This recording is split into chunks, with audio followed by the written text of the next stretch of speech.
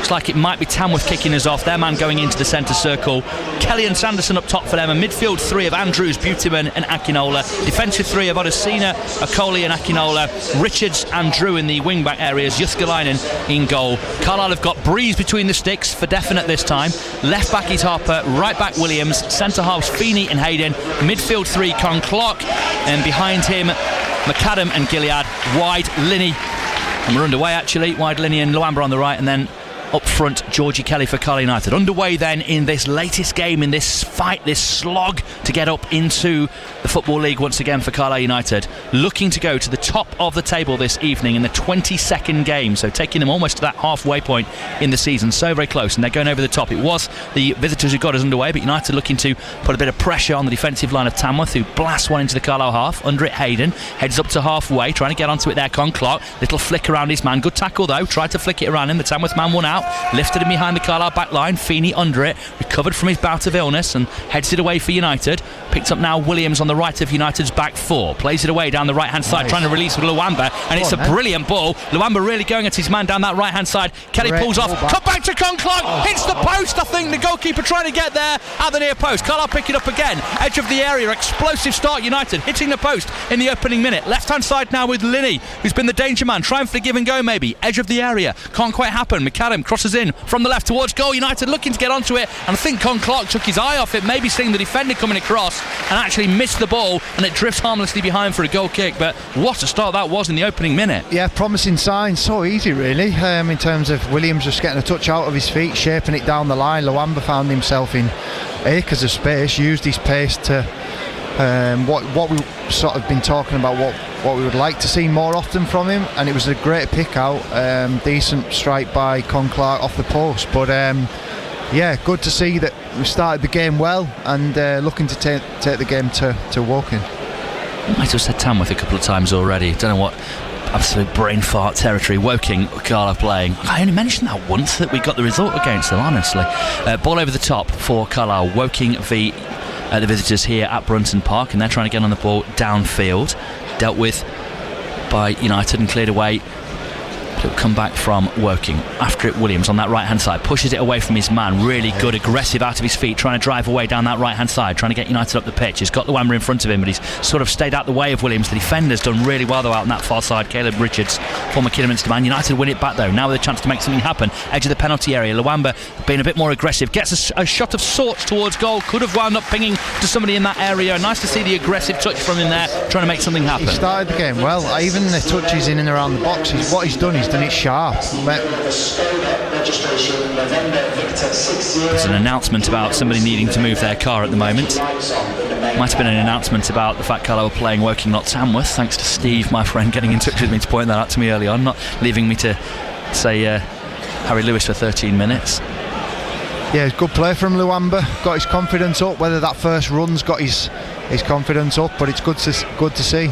Driven clearance by the Woking goalkeeper, and gathered up on halfway. Feeney onto it and then feeds it out to the right hand side as United try and come forwards again. Over halfway with Williams on that right, gives it to Luamba on the right wing, right touchline. Two men in close proximity, so goes back inside, and Carlisle will come across the defensive line. They just need to make sure that people trying to come and put them under pressure doesn't lead to them just receding backwards and going a bit passive. Like Linney here under pressure has to go back into defence. I get it, you don't want to just be reckless on the ball, but they've got to make sure they stay on the front foot. Yeah, I mean, it's up against the 5-3-2, and I'm pretty sure that I haven't looked into it, but Woking, I don't think they'll have looked at the Blackpool game and thought we'll adopt this. They've probably been playing this and doing this well, so they're setting off a little bit, and 5 at the back. Yeah, certainly is their way as Carlisle try and go into the area. Kelly trying to get onto it, cleared away by Woking, edge of the area. United onto it here. A lot of space. On this left hand side, trying to come forwards with Linney, just drifting in off the wing, place it into Gilead, one of the central midfielders, for the give and go, then tries to run across the edge of the area, looking to open up the space. He was well marshalled though by Woking men. Shot comes in from range, right down the goalkeeper's throat. McAdam, little sighter for him, not his firmest of side foots, but one that just caught the wind and went towards goal, and if it, catches something and fades left or right, it causes a problem potentially. Yeah, shot on target, decent. He likes that hard side foot finish, almost like what they call it, a wobbler now in modern day football, but it was straight at the keeper, but promising signs early on for Carlisle. Drew trying to break forward for Woking down the right hand side. Hayden steps across, nice first touch, then keeps it in play down the left touchline, or doesn't quite. It goes past Neil Ardley, very good footballer in his day. They've been too early for you, won't he? No. Do you remember the little figurines that used to? I don't know if you collected them. The Corinthians, I think they were called, with the big head, the little small figurines. And I had him in a I think it was Wimbledon strip at the time. Yeah, very good. That or the Panini sticker book. I had him. I don't mean too young to know who he is. Young to have played against him. Oh yeah. I'm not that old. Well, ball in behind Carlisle down the right hand side. Harper trying to get across. Took a bit of a risk there. That the ball really slowed up as it went towards the byline, but he manages to jockey it behind. It's the sort of thing you can only do with a bit of confidence about you, Paul Huntington. Yeah, it was good because I don't think the pitch. I know they watered it before, but the Windle had dried it out quite a bit. So I did sort of think whether it was going to have enough to go out, but he's used his body. And yeah, it was a good bit of defending there. Stoke behind at Ipswich in the Championship, and Blackpool have taken the lead at Rotherham in League One. Ian Evatt perhaps starting to find his way again after that victory against Carlisle in the Cup on Sunday. Ball forwards down the right hand side here for Woking. United need to deal with it and have done. Hayden I like that, nothing wrong with that, just getting out of play, didn't want to do anything wrong in an awkward situation. Yeah, it's fine, obviously he's not left footed. It held up a little bit in the wind, but he's just sort of prodded it out instead of taking sort of tried to play it down the line. We'll take that big swing at it that you were talking about with one of your former coaches on the Carlisle Social this week. Header away Harper, another throw in on this right hand side to Woking, just trying to ease their way into the game after that breathless start from Carlisle, hitting the post through Con Clark in the opening minute, but Woking have starting to have a little bit more of the ball at the moment. Just trying to slow it down a little bit, set things up. A couple of centre halves have gone up, obviously got a long throw incoming. And that's coming in now from their number 6 Jamie Andrews, but Carlisle have put these advertising hoardings up close to the edge of the penalty area specifically to try and stop this or make it harder for the long throwers, and they can get across and comfortably head that one away. It'll go back towards the advertising hoardings on their left extreme, and Andrews will look to take the throw, and he's taking it about 10 or 15 yards forward. I'm surprised no Carlisle players or the paddock are getting into his ear. The referee just ushering him back a touch, but it actually went out of play right at the edge of the advertising hoardings here, and he's right in the middle of them. It's a take down the right hand side here, and Carlisle fans getting a bit frustrated as he dwells, and there goes a throw in towards goal, drops over the head of Kelly. Carlisle get a first clearance into the penalty area. Hayden clears again, and it could break now to Con Clark, trying to drive away down the right. Knew he didn't have the pace to escape the man coming close to him, so Pat spins away and then passes infield. McAdam out to that right hand side for United. Con Clark will look for the first time ball over the top down the right touchline. Just didn't quite keep it in play, and it's a throw in to Woking in that left back position. BBC Radio Cumbria Sport live at Brunton Park for Carlisle 0, Woking 0. Throwing comes in from that left hand side for the visitors, back into the centre of their defence. The back three of Akinola, Okoli and Odesina will try and marshal United's forward options. Times one of them will be a bit wasted, so it'll be interesting to see if they like to bomb on and get forwards. The winger out, or the wide man out on that left hand side, couldn't chase that, knew he was offside, so lets it drift out for a throw into Carlisle United. It might have been Kelly out there over on the left, looking to get away, but knew he was off, so studiously didn't chase. Already giving Carlisle a free kick rather than a throw in the right back position. Approaching the edge of this centre circle in their half. East Stand on the far side. Quite a few blue seats you can see in there. The main stand we're in is very well populated, as is the Warwick Road end to our right. I think pre-sales there were 13 Woking tickets sold, but there are more than that in there. Might be double or triple that possibly in there now. Them, isn't it? Travelling all that way. Yeah, it really is on a Wednesday night here midweek. Out on that right for United, got up into the Woking half, just trying to tease and find a pass to the edge of the area, looking for Kelly, but it was well defended by the visitors. Carlisle look to try and press and do get back onto the ball despite a strong tackle in there from the Woking midfielder. United just have to try and move Woking around, look for gaps, open them up with their movement. Gilead sidesteps his man and drives forwards down the right hand side here, rolling back the years to his early winger days here 10 years ago for Carlisle United as a young lad in on loan from Newcastle. Gets across in, takes an awkward bounce, and it's a corner to Carlisle United. Really good work. Yeah, good feet from Gilead. He's got that. We saw that a couple of times at Blackpool. He shifted it, and as you said, he obviously used to play more as a winger, and showed good sort of positive signs there. Get his side of corner, good. And with that wind going very much in that direction from right to left across us and towards the Woking goal, this could be a real moment for United. Real swing on that. I think it's going to go too far. Luamba won't get that. Went a bit too big with the corner. Did get the swing, the vicious swing, but probably went with a bit too much power. Chris Clark. Yeah, or Harper maybe, I think it was. It's difficult because of the wind. Might have to look at that, especially in the first half, whether it's maybe a shorter one like they tried to work at Blackpool, where they play short and then they shift it across to Clark on the edge of the box, or change it up, because anything with a little bit of height's just going to drift out, as that one did. Well, Jyskalainen preparing to take the goal kick, and there were thoughts that they might go short to try and not just bash it into the wind and have it probably drop like a stone on halfway, but they've decided they're going to go long here in the 10th minute. Gets a good crack on it in his left foot, does catch that wind though and does drop like a stone on halfway, they're going to have to contend with that, as will Carlisle in the second half. But whether you see it as an advantage or not, as Lenny just plays it off his man Aaron Drew on this near side and gets Carlisle a throw in.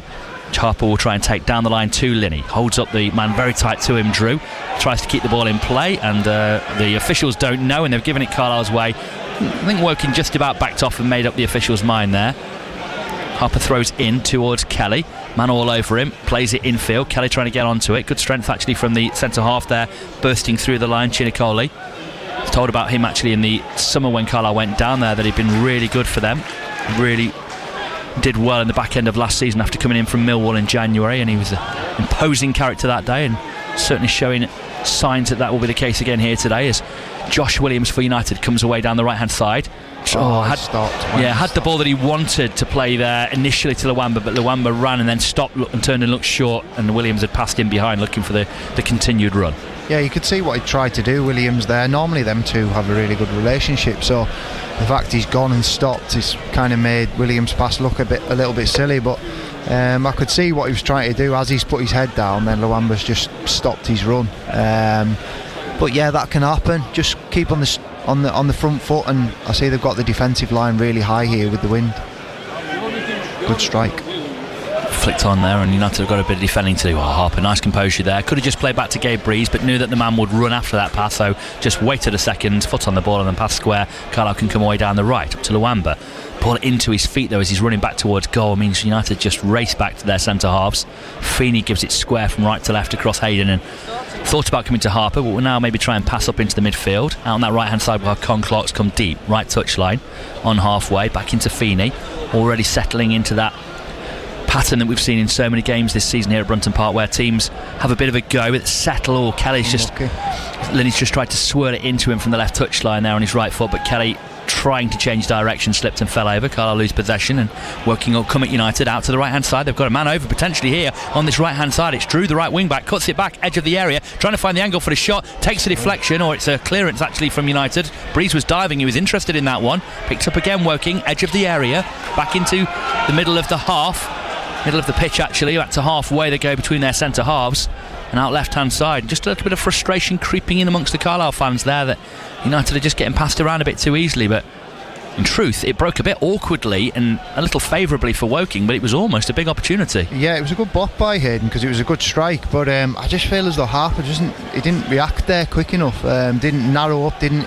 recover quick enough. It needs to be a sprint, not an amble. And despite, obviously the level that they were at, it's the sort of moment that Blackpool might have scored from on Sunday, just exposing those moments where United are a bit sloppy, and they've been sloppy again now. Harper's given the ball back to Drew. Drew's gone down looking for a free kick. I'm not sure why, maybe thinking that Harper might get booked.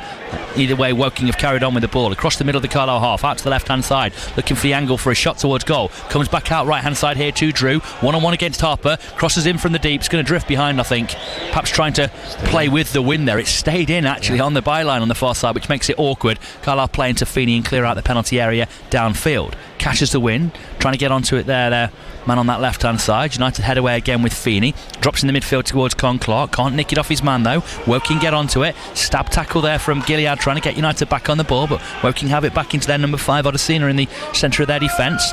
Little sidestep move in midfield, trying to get away and into space, doesn't quite work, and they'll come again back into the man right of their back 3, down the right touchline come Woking here, trying to tease and probe and pull at Carlisle United, see if they can open up a little fray in the mesh.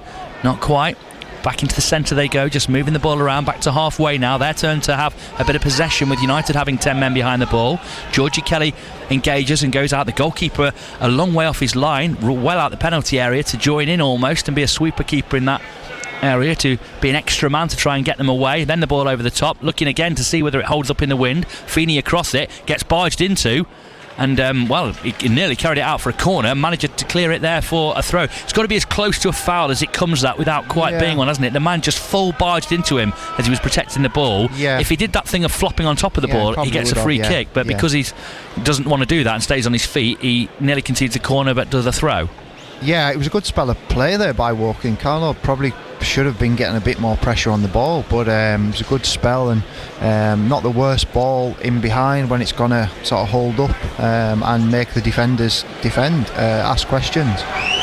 Carlisle's only shot was that one in the first minute, and it's gone down in the stats as a shot on target, so I don't know if the goalkeeper actually saved it. It did look like the post to me, Paul. I don't know whether you saw it differently, but I haven't seen the replay, but I just thought it was the post initially. Maybe he did get a touch on it. Throwing into the Carlisle box, it's that long throw into the penalty area. Feeney gets up and wins it away. Carlisle man Clark's gone down. They've picked it up left hand side again. Cross comes in towards goal. Diving header away, this time from Hayden in there, was important because it looked like it was dropping to a Woking man. They'll take another throw. Could be that man, Jamie Andrews, again from the left hand side to wind it up in front of that Andrew Jenkins stands. Into the Carlisle penalty area from the left. Kelly gets up, heads it onto his man, breaks favourably, and Carlisle can clear up towards halfway. Luamba one-on-one with the defender here. He's got to be very careful with his touch from the right touchline, and he does a really good job. Tidies it back to their goalkeeper Jaskalainen. Comes back across the penalty area. Not the best ball of Jaskalainen. It was a good 10 or 15 yards for a curly ping. It's no real excuse for that, is there? He's going to drive this in behind, isn't he? He's probably going to hold up as well. That's what they're looking to do, to try and release the man Sanderson coming away, the on-loan Fulham man. Good work from Aaron Hayden. Plays it away downfield, drops towards their centre half, and between him and a midfielder they've managed to deal with it as Clark was lurking, trying to find the way to go through. Carlisle not pressing collectively enough, and they're just allowing enough gaps for Woking to try and get at them here. Looking to go in behind again. Hayden needs to get onto this one and does. Clears on his left foot. But United at risk at the moment of just giving away way too much ball. 62% possession now in the 17th minute to the visitors. Yeah, as the home side, you don't want a side to sort of get comfortable and allow them to play too much, because then their better players start to come into the game and getting on the ball and dictate the play. So I think Carlisle need to get a bit more pressure on the ball. Yeah, get back on the front foot. Hayden's trying to get around his man there. Strong play just about on the right side of the law according to the ref, on the edge of a foul, let's be honest. Scott Clark got a really good touch there for a ball that was actually a bit overplayed. Got it under control. Tries to back it inside looking for a teammate. He didn't have much on, but what he did, just get possession back to Woking inside the Carlisle half, on right on halfway on the right hand side. Game's getting underway in the Champions League. Leicester have just taken the lead at Bristol City in the Championship. All the games underway now, a couple of minutes old. The 8 o'clock kickoffs in Europe's elite competition. No other games in the National League, of course, just this one for Carlisle, and they're going top by a point with the draw they're on for at the moment. But at the moment, Woking are showing real interest in trying to take that point away from Carlisle United, and Carlisle have got to find a way to respond. Ball around the corner now that Luamba will give chase after. Tight to the touchline. Is it going to stay in play? Luamba trying to get there. Woking have had to clear. And United get it was another good ball out. Just utilising the wind there, aren't they, Carlisle? Just firing it. It's kind of territory, really, sometimes with the conditions, not the worst ball, make them defend and kick it out, and then you get in the final third straight away. Luamba onto it from the throw on the edge of the penalty area. Gives it onto Clark in the middle. Harper up towards the edge of the area, might think about the shot. Just goes chip back post in front of Kelly. Defender gets there and heads away. Carlisle try and get after it, but they played away down that far side. Hayden gets across, good strength on his man, but good strength from him. Plays it off the Carlisle man and gets Woking through. He was a young player on loan at Bradford last season, Ollie Sanderson. He was a striker. First half of the season when I was there from on loan from Fulham, didn't quite work for him, but he's someone that'll work his socks off. Got good pace about him, and he's a real honest, likeable lad who didn't quite get the goals that probably his performances deserved in his time at Bradford last season. He also had loans in the Football League with Sutton and Harrogate, but so he's found himself at this level now at 21 on loan again. But 4 goals he's got, and they quite like him here. Ball out to play, and didn't quite keep it in play there, Lenny, before trying to play it off his man. So it's a thrown again, and United wouldn't be right to say they were passive so much as just off it here. Yeah, just got to be careful. That I see Linney shaking his head there, and Con Clark's tried a flick that hasn't worked, and the crowd are getting onto the officials about this sort of the slowing of the play on set plays, throw-ins. But just got to be careful. That we probably say this at most home games, like not to get too frustrated, and it might be a night where we have to be more patient, but don't force things just because it's not quite happened yet. Well, Hayden came a long way there and he's just out of position, but Woking weren't able to go through that gap. McAdam gets up and wins a big header, but well dealt with at the back. Really powerful play from their centre half, and they're trying to get in behind United with their other forward Kelly on this right hand side in a tangle with Harper here. He is all over him. Harper's done really well. I think had he got the ball off him there, it would have been a foul, and it maybe should be, shouldn't it? You shouldn't have to throw yourself to the floor to get the free kick. If refs just gave things like that, then the players wouldn't dive, wouldn't simulate. I think Gabe should do better on the kick. He's a little bit under his feet, but having said that, I still thought he might have brought it back, but he's played the advantage, and no harm done in the end.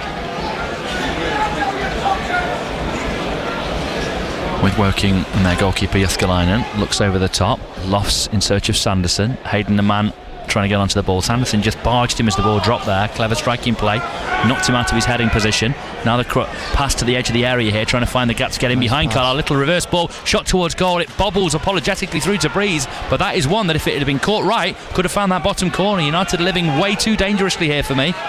Yeah, it was a good bit of play again by Woking. The right back likes to get forward. Saw that in the first game of the season. Got good pace about him. He's playing right wing back here. Good combination, and I think defensively Carlisle just got a touch on to take the sting out of the shot. But Woking will be quite happy with the first 20 minutes gone, and apart from the chance early on, they've contained and moved the ball quite well. Well, they've had 2/3 of the ball now, and we're almost midway through the half, and United will not like that with players like Chris Con Clark on the pitch. Supposed to orchestrate, make things happen, do this to opposition teams. I'm not saying you need all the possession to dominate it all the time. I think the home fans might have expected a bit more than this, though. Yeah. And they've just given it away again, looking for that all-in-one pass down the right-hand side for Luamba. Suddenly they just look like they've got an extra man in midfield all the time. Lifted over the top this time. Easy header for Feeney into McAdam in midfield. Harper's the option over on this left-hand side. He'll have to come to him. He's got no one in front. Look, they've vacated that role. He's drifted in, hasn't he? I don't know whether he said go to... Just looking to see if they've gone to a diamond. No, sometimes I think that, but then Linney comes back out to the left. But I think he's just gone inside, because he's got a little bit frustrated. He's not getting that much of the ball in these first 20 minutes. Williams tried to go past two men there, got past one. The second took it off him. Luamba was ahead as well, so they're trying to break through the midfield. Great tackling back there, and that's Linney, isn't it? Getting back in, getting frustrated. They've made him angry. Up towards the edge of the penalty area. Still going here, Regan Linney. Man all over him. Got the ball under his feet, trying to get around his man. In the end, they're smothering. Still trying to get the tackle away or the shot. They've come away with the ball, and it's drifted away and cleared by Woking. Carlisle picked it up. Brilliant running there from Regan Linney. Just couldn't quite find the gap to navigate through. Out on that right hand side. Cross turned down initially. Carlisle will get the cross in surely. Luamba gets it back from Williams. On the edge of the penalty area, turns and looks inside, finds the pass for McAdam. Carlisle just trying to move Woking around on the edge of their penalty area. Scoop ball into Con Clark, edge of the area, holds off his man, trying to get around for the angle for a shot, laid it off in search of Gilead, couldn't find him. Woking pick his pocket and come away up towards halfway. Nice ball out right hand side if they can get there with Drew on the right touchline. He has got there, he's done really well. There's a man to the back post potentially. They've gone beyond Carlisle, down the right, offside. The Paddock called it, the lino agreed, and it's a free kick to Carlisle. Yeah, really good play by Linney. That's why we want to see him on the ball, because he's not scared to just put his head down and motor into the box. They got bodies back in the end, and but when it's not on one side, it needs to come out the other and be patient at times, not just force one side. Timmy Akinola in their midfield is very energetic, isn't he? The former Gateshead man, got across, he just scuttles across and sort of tries to put out fires in there for them. Beautyman's another experienced player. He's played a lot in the Football League, played against him quite a lot. He knows what he's doing, number 7. Loads of clubs. Northampton, Peterborough, Leighton Orient trying to get him down the right hand side. Just couldn't quite get it under the spell. Mark Hughes frustrated. Right pass. He was frustrated that they couldn't quite execute, but then quickly turned around and applauded the intention. That's what he wants from his players. Yeah, it was McAdam's pass, probably just ran away with the wind, but that's what we found early on with Luamba's just limping there. I don't know if he's took a whack or he's holding his hamstring a little bit. I hope it's not hamstring. He's stretching off, holding his glute or his hamstring. That was the right pass that he's had. There's been a couple of occasions where he's managed to get himself in a lot of pace and really open up. I hope it's a twinge rather than a twang. Yeah, just keep a close eye on him. Yeah, their ball forward. Yeah, look, he's still stretching it off. I don't think he's quite happy. He's working that right leg. I wonder if the medical team will be aware of that. Flick inside from Con Clark there. We'll soon see tracking back. He's not tracking. Off. Yeah, he's trying to get away down the right hand side. He's not running right, but Williams bringing it forwards. Out to Luamba, right at the area. Gets the shot away. What a finish! What a finish! I think his hamstring is gone, but he's just absolutely walloped that into the back of the net. Carlisle take the lead in the 25th minute. Will he be able to carry on? I don't know, but he saw his name in lights and he put it there firmly. Carlisle take the lead against Woking. That was unbelievable. He couldn't track back, but then all of a sudden, because Carlisle won the ball back, he came alive and he had a new hamstring. Unbelievable. I mean, he's off now, but what a finish. Fair play. He's found the finish and put Carlisle 1-0 up, but that was just crazy. Luckily he won the ball back and Woking give the ball away, but that's not a good sign for the next sort of Christmas period going forward. He's just come back into the team, and I'm guessing it'll be Adjiboy coming on. Yeah, he's on the bench. Wearn on there as well. Jordan Jones too. So there are other options. Even Luke Armstrong potentially, if Carlisle wanted to go about things a different way. That might, more than anything else, push Carlisle into the transfer market if he is. Hamstring injuries don't tend to be short term, pending what he's done. I mean, lashing that ball, it might have made it worse as well. It's unbelievable how he struck that ball. Like, he's punching the floor in frustration there. It's obviously not just tightness, but I can't believe he's then just not being able to track back, and then he's just all of a sudden found that power to just generate that sort of power. If anything, I know we're grateful that he's put the team 1-0 up, but he probably would have been better not doing it. Yeah, quite possibly. By doing that. So he sacrificed himself for the team there, so fair play to him. It's funny, isn't it? And this isn't anything about the Carlisle strength and conditioning team specifically, but how many muscular injuries there are in this days of modern sports science and things like this, and red zones and all those things. Both centre halves, double hamstring injuries for Terrell Thomas. Bevis Mugabe on his way back from one. Another fast player with a hamstring injury. Were they just not as fast back in the day when they just used to run everyone on the beach and all of these things in the build-up, and then that was it? That's the conversation, isn't it? A lot of people have said that in more recent times, but yeah, I think just with obviously different positions require different high-speed running, and there has been sort of, probably I would count 4 or 5 times where he's really had to open up, and whether, I don't know, there's a thing in football now that you have to hit so much high speed running in the week, and they say if you're not exposed to that, then you're more likely to. So but there seems to be so many. There were so many in that season. There is.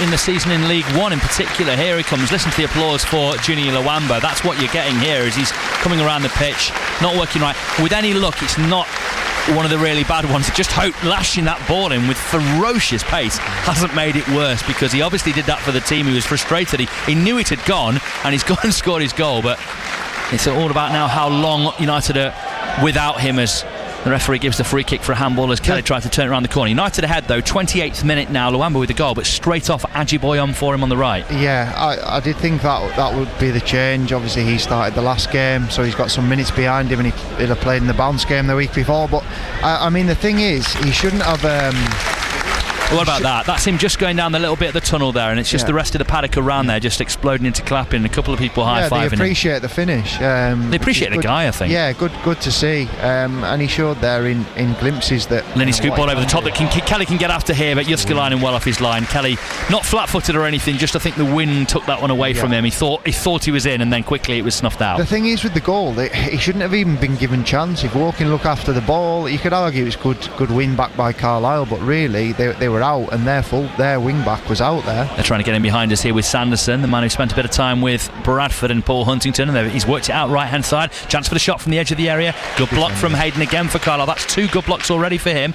Another shooting opportunity as Gilead gets the ball under play here. Can give it back to Hayden. Clears away left footed downfield. Good head on it. Can Con Clark get this to Linney? Not quite. It went out of play. Andriek has given Bayer Leverkusen the lead against Newcastle in the Champions League.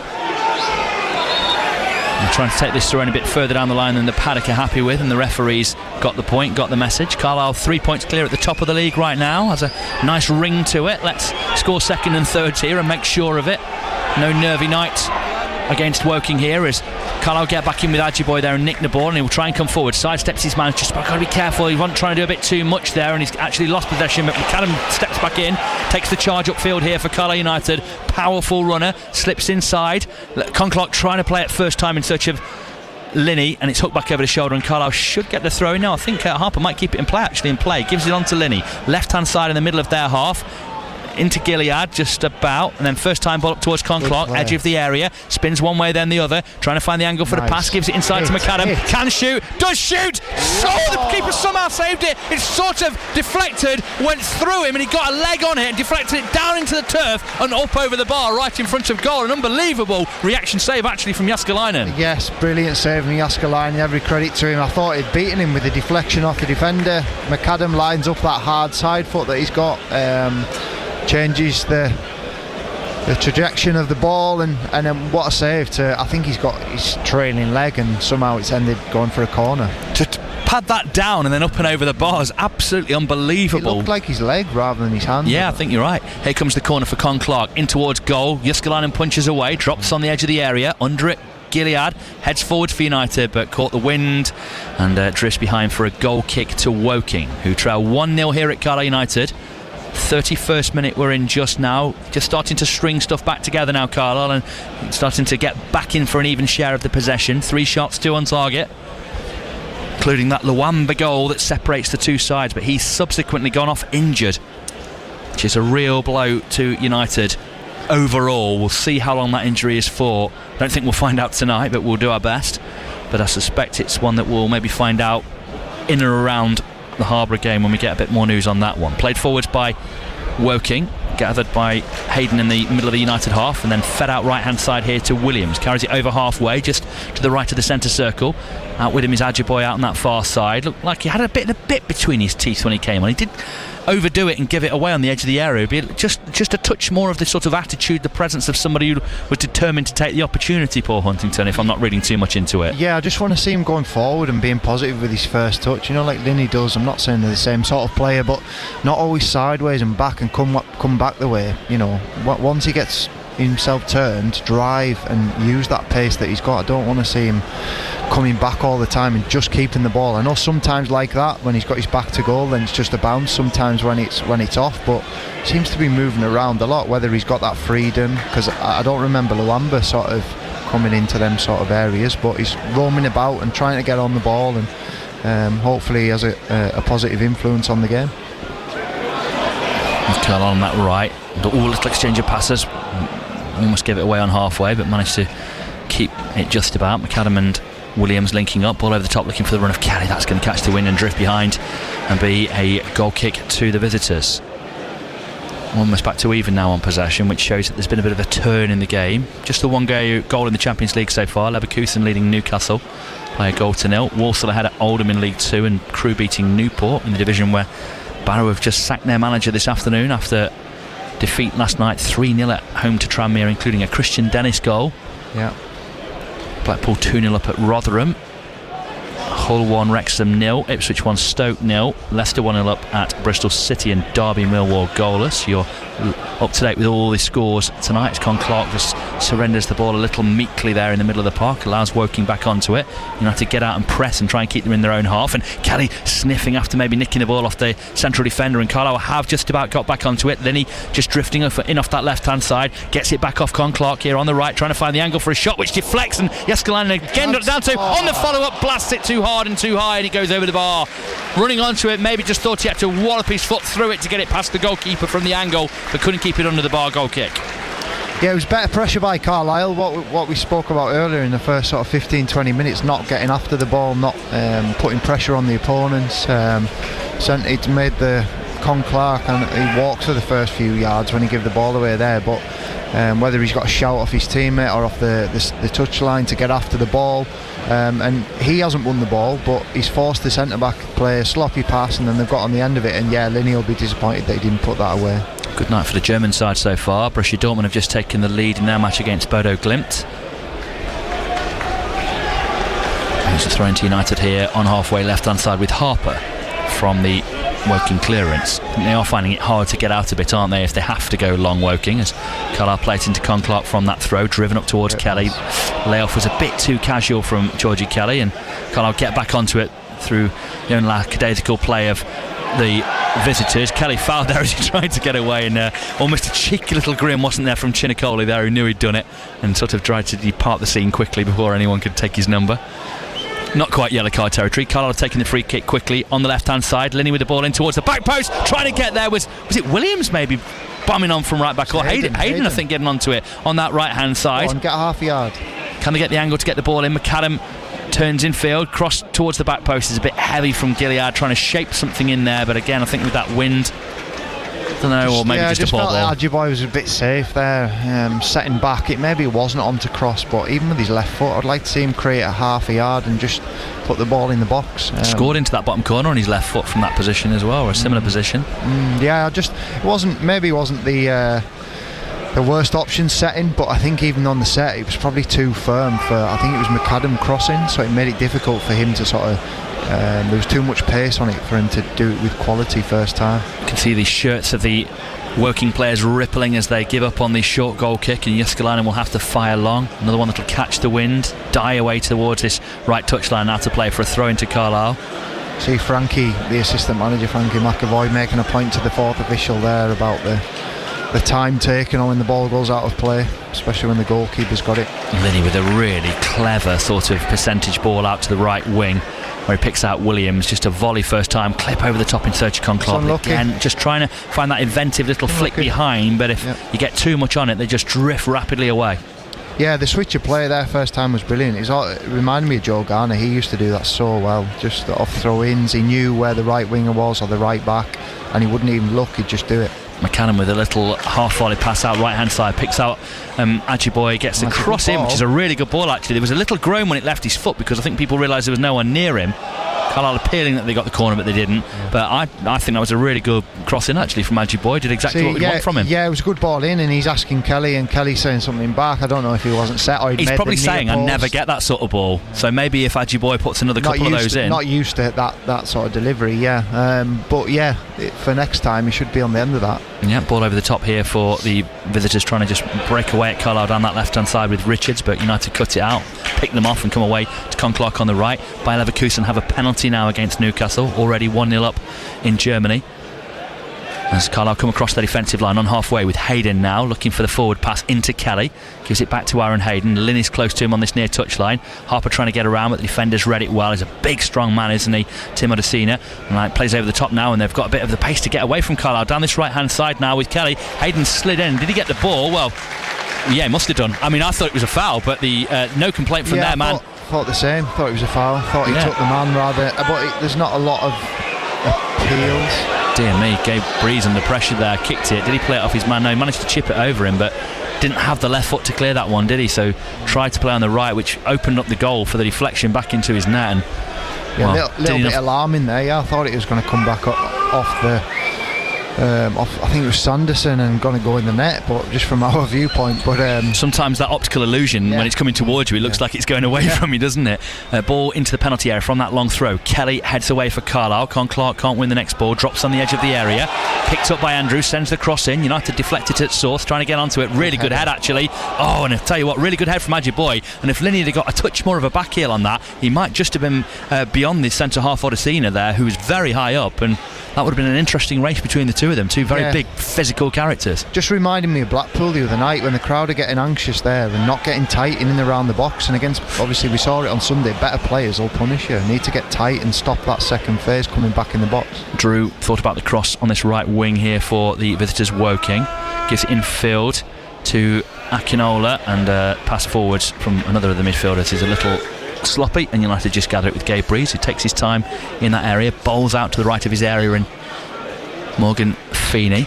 I'm delighted, as I sort of talked about before it got too fraught at Blackpool, that McAdam's changed the colour of his boots, so at a distance he and Gilead look a bit more different. Yeah, I saw that the Eastleigh game, I remember you mentioning that. Yeah, sometimes at a glance they both look very similar when you're a good 60-70 yards away. Nice left wing ball out to Linney on this near side, and he tried to play the give and go. Goes for a swirling one towards goal, trying to use the wind, I think, there. Was he maybe? I don't know whether he was or whether he was trying to pick out a teammate there, because he's held a hand up to Georgie Kelly, but for a moment it looked like he tried to use the wind to float it over. Yeah, I think you're right. He's gone for a shot there, and he's sort of half made it that he's trying to get across. He knows what he's doing. I was looking for you, Georgie.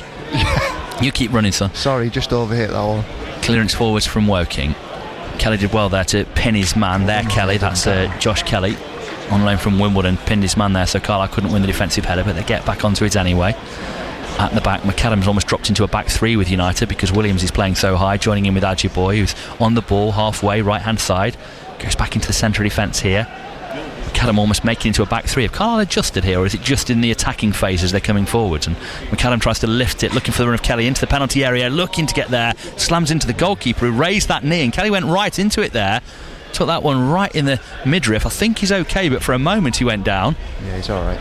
He's a big, strong lad, Georgie. Takes some hits. Well, it's one of those where you sort of, as the striker, you're thinking, am I going to leave a little one here on the goalkeeper? And the goalkeeper's thought, I see you coming, I'm lifting that knee up. They always and do, yeah.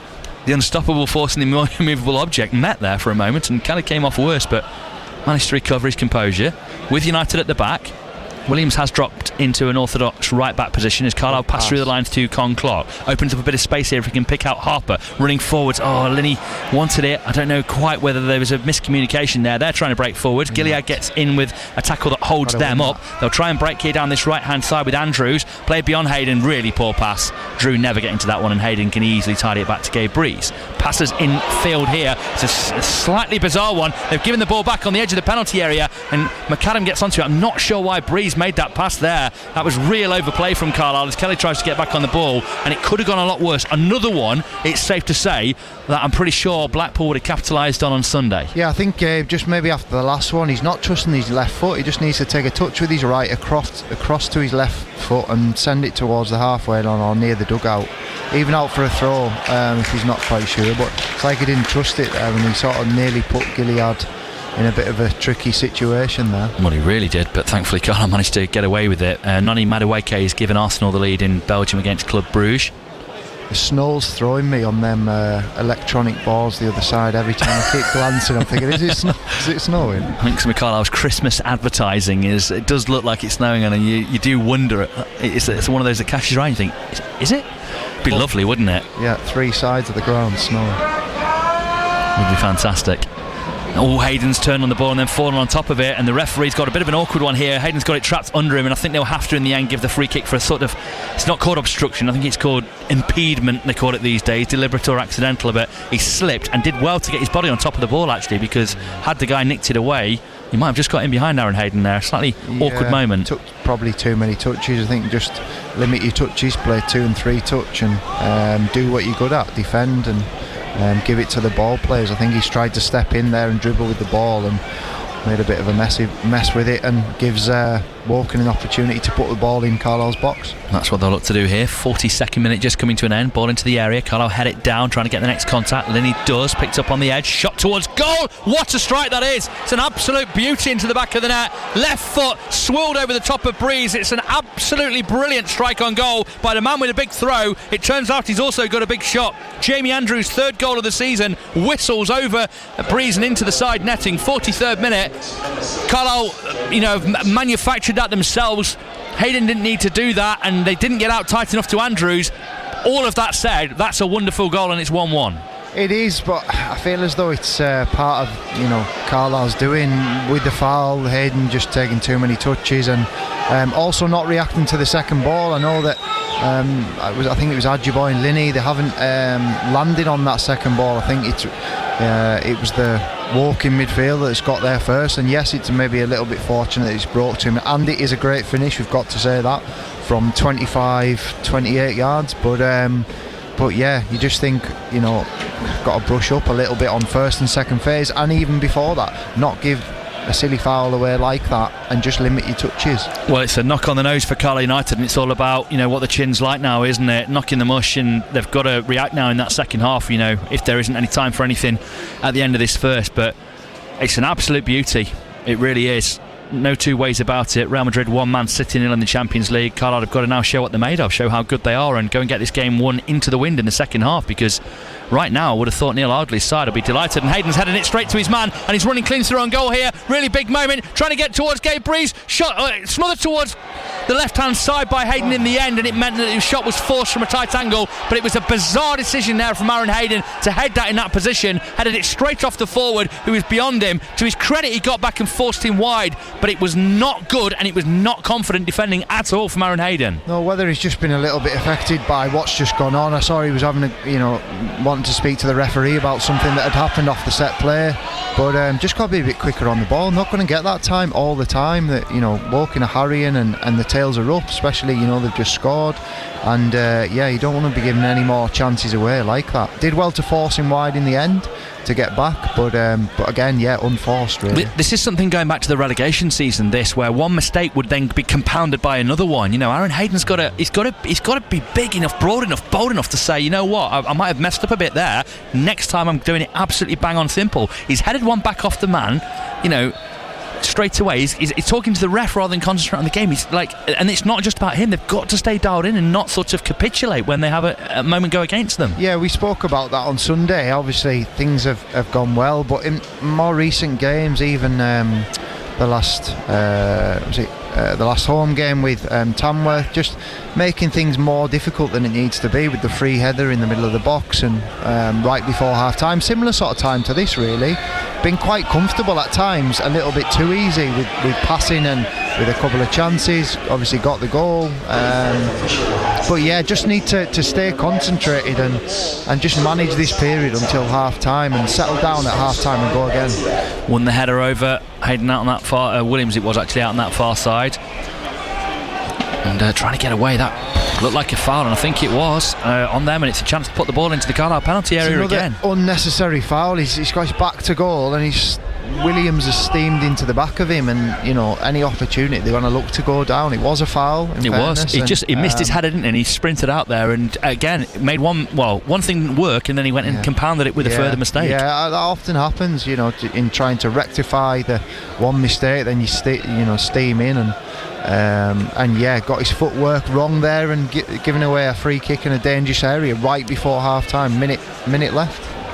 Yeah, not quite the first half we were hoping for here. United level 1-1, but it is Woking on the attack here in first half stoppage time, and we're just into the second minute of it, so this is pretty much it on BBC Radio Cumbria Sport. And the last ball into the box led to their equaliser, albeit with an absolute moment of inspiration from Jamie Andrews. Both hands up in the air from the free kick taker, slides it in towards goal. It was an awkward one for Breeze to deal with, and he gets onto it. It's to the man who had that shot again, I think, on the edge of the area. Akinola plays it out right hand side, looking for the wing back Drew on this near side, trying to get at his man, cuts it back into the area. They've got the shot towards goal, bit of a scramble. Hayden plays it off his own man. They've shot, they've scored. Absolutely ridiculous defending, absolutely kamikaze defending, and there are boos around from that. That was hapless in the extreme. It pitched up in the area, a wild swing straight off a man in front of him, dropped to another who's turned and knocked it into the side netting. Nothing Breeze could do. What are they doing? 2-1 down now, going to be at half time. Paul Huntington. Really poor goal. Had a warning with a chance before. Just got to clear your lines. Height and distance. Good contact on it. Miss those bodies. If it goes out for a throw, it goes out for a throw. And as you said earlier, I feel as though things that players are letting things affect them going forward. If something happens, as you said, you've got to manage the game. And as I spoke about literally about 30 seconds and 1 minute ago, I've got to manage this period of 2 minutes before half time, not make it any worse. They'll have felt as though they should have been going in 1-0, and they'll have felt hard done by at 1-1, but they've switched off there and not defended properly. It was really poor goal. I'm just watching the replay here. It's so bad. Harper should have stopped the cross. The shot comes in towards goal. I just cannot tell you how that has been a goal. It is half time. Carlisle do trail, but I cannot tell you how that, in a professional football team with professionals in there, wound up in the back of Carlisle's net. It is so bad. just the mind boggles. Here it is. Here we've got it. Look, they've got it on the edge of the penalty area. Akinola plays it out right hand side. Drew should never get this cross through Harper in a tight position. Comes into the area. Carlisle missed the first connection. The shot, the clearance from Hayden goes straight back to the man who took the shot, and Tunji Akinola, the centre half, tucks it away to give them a 2-1 lead. I mean, it's embarrassing, is that goal? Yeah, it is. I actually thought that he's still going at the referee. Hayden, just get your head down the tunnel and focus on, getting yourself right for the second half. I actually thought the sort of airstrike that the forward had there, he misses he actually gets the first chance. He probably should. I actually thought he should have put the first one away. I know there's a few bodies in his way, but when he crosses it in, and yes, Harper needs to get down the line of it and not just go half a yard. He's got to go the full way and block that cross for a corner or a throw in. You're only talking a yard or two, but yeah, I felt as though he should have scored from the forward for Woking. Should have scored with the first pullback from the cross that Harper should again stop. So there's a couple of things in there. Hayden's just got to clear his lines, take the lot. Doesn't even need to make contact with another player. Just clear your lines and deal with the throw-in. But not learning from the goals they're conceding and compounding it by letting them get a second.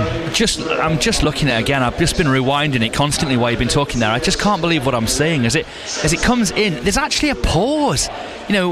Drew gets the cross in here from the corner flag. Akinola gets the shot, and then there's a pause, and then he just whacks it straight back at Akinola. It hits him, pitches up, and it's a pretty good finish actually on the second on the spin, one. It looks like he's hit the clearance off Georgie Kelly or off his back. I don't know if it's off their player or Georgie, but yeah, like you can see what's in front of you. You just got to try and. I know you maybe don't want to give away a corner, but just avoid that. Whether it's not trusting again the left foot like we spoke about more recently, and I don't want to pile on because it's not just him. Harper should stop the cross massively. Hayden should clear it, and when he doesn't the first time, he should do the second time. And it's just middle of your box. You've got to make that a dominant area. It was the same against Tamworth with the free header, and similar at Southend when they had a chance middle of the 6-yard box. You've got to make that, this is my area, I'm going to dominate this, you're not going to get. And earlier on in the game when everything's going well, yeah, everyone's winning headers and clearing balls, but yeah, it's just real basics. Defend your box, and I said earlier, keep clean sheets. There's not enough clean sheets happening at the minute. They've every right, fans, to expect more from Aaron Hayden than that, haven't they? And as you say, it's not a pylon, but he's the story here. The first, their equaliser, he took too many touches, it was daft, and we didn't need to concede that free kick. Then he heads it off their man, and they're nearly in to take the lead just before they get the free kick, and then they do take the lead. I mean, Williams didn't need to dive in and give away the free kick. So that's another element to it. Two silly fouls. Harper shouldn't have given let that cross. There's no way that should have got through him from the right hand side. But Hayden on 3 occasions there could have given away a goal. It's almost like not seeing danger though, not reacting. Like you said, there was almost like a pause. It's like, no, someone go and take authority, responsibility, and say, I'm dealing with this. Shout your name, get out of my way, and I'm going to put this into the paddock. I don't think needs to be that complicated. All About Steve says, best can be said here is that we're still in the game because Woking look a level above us as a team. Giving the ball away time and again in midfield and defensively, my God, thought Feeney coming back would sort this. Sadly not. We're a playoff team and no more. Need some changes here. Defence and midfield useless again. Can't carry passengers in a game like this either. Rethink needed. Johnny from the Carlisle Social, that is what he's actually called himself, but that's what we call him when he's on. Disaster of a half. Not enough urgency and sharpness about our play. Sloppy mistakes creeping in. Woking and no mugs. Players need to up their game in the second half and wake up. Owen says, I think it's fair to say this is how Carlisle play. We get no better or worse. Everyone keeps expecting us to have another gear and start absolutely blowing teams away, but this is us. We are a playoff team. Conclark is way too deep.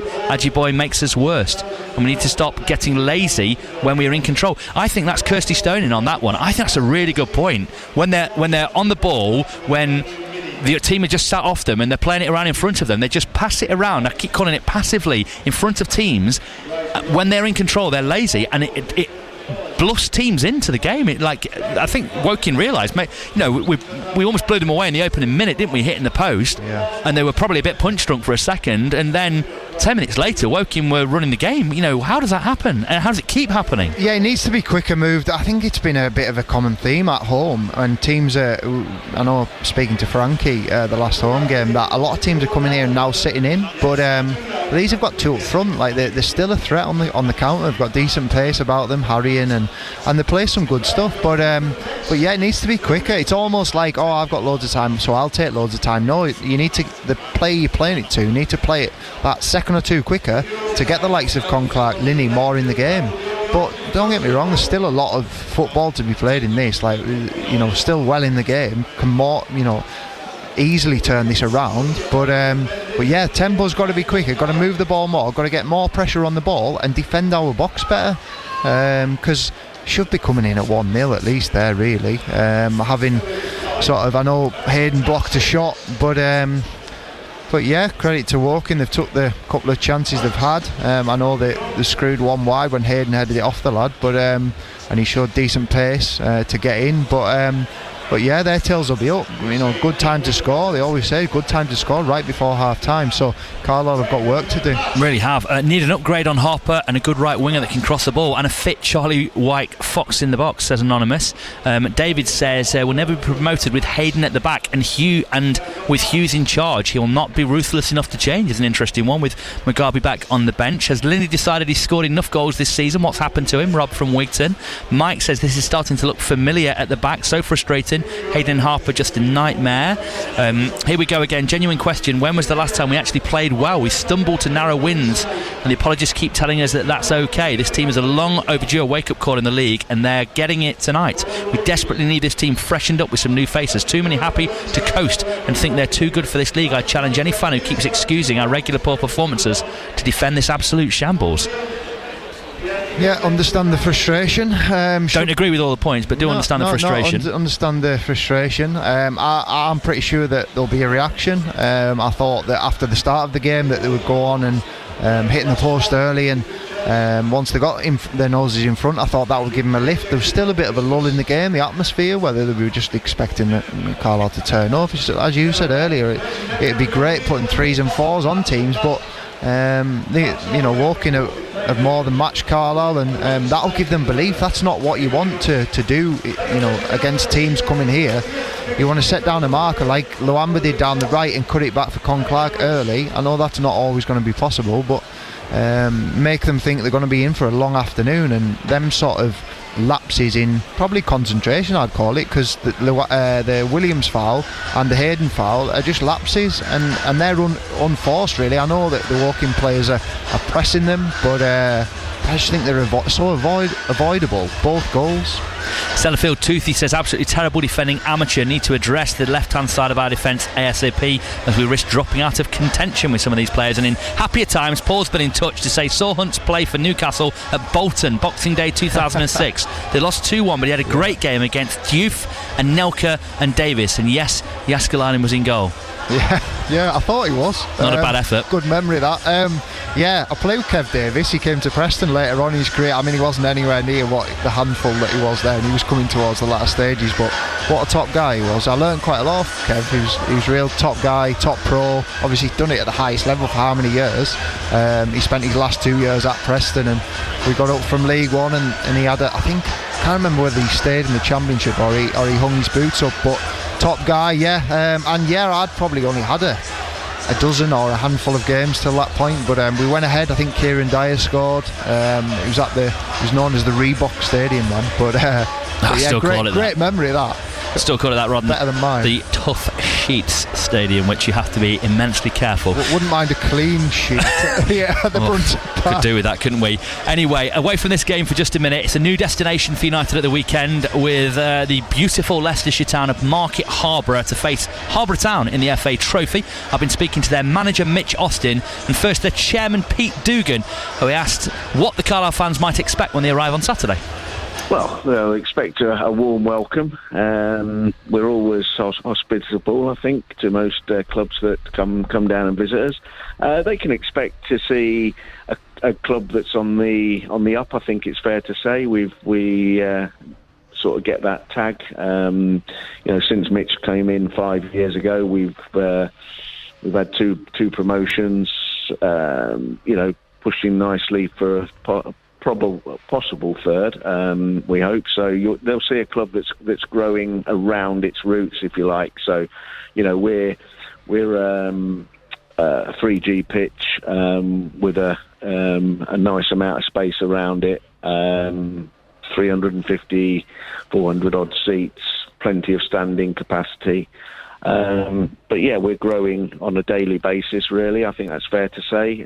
We're learning very quickly what we need to do.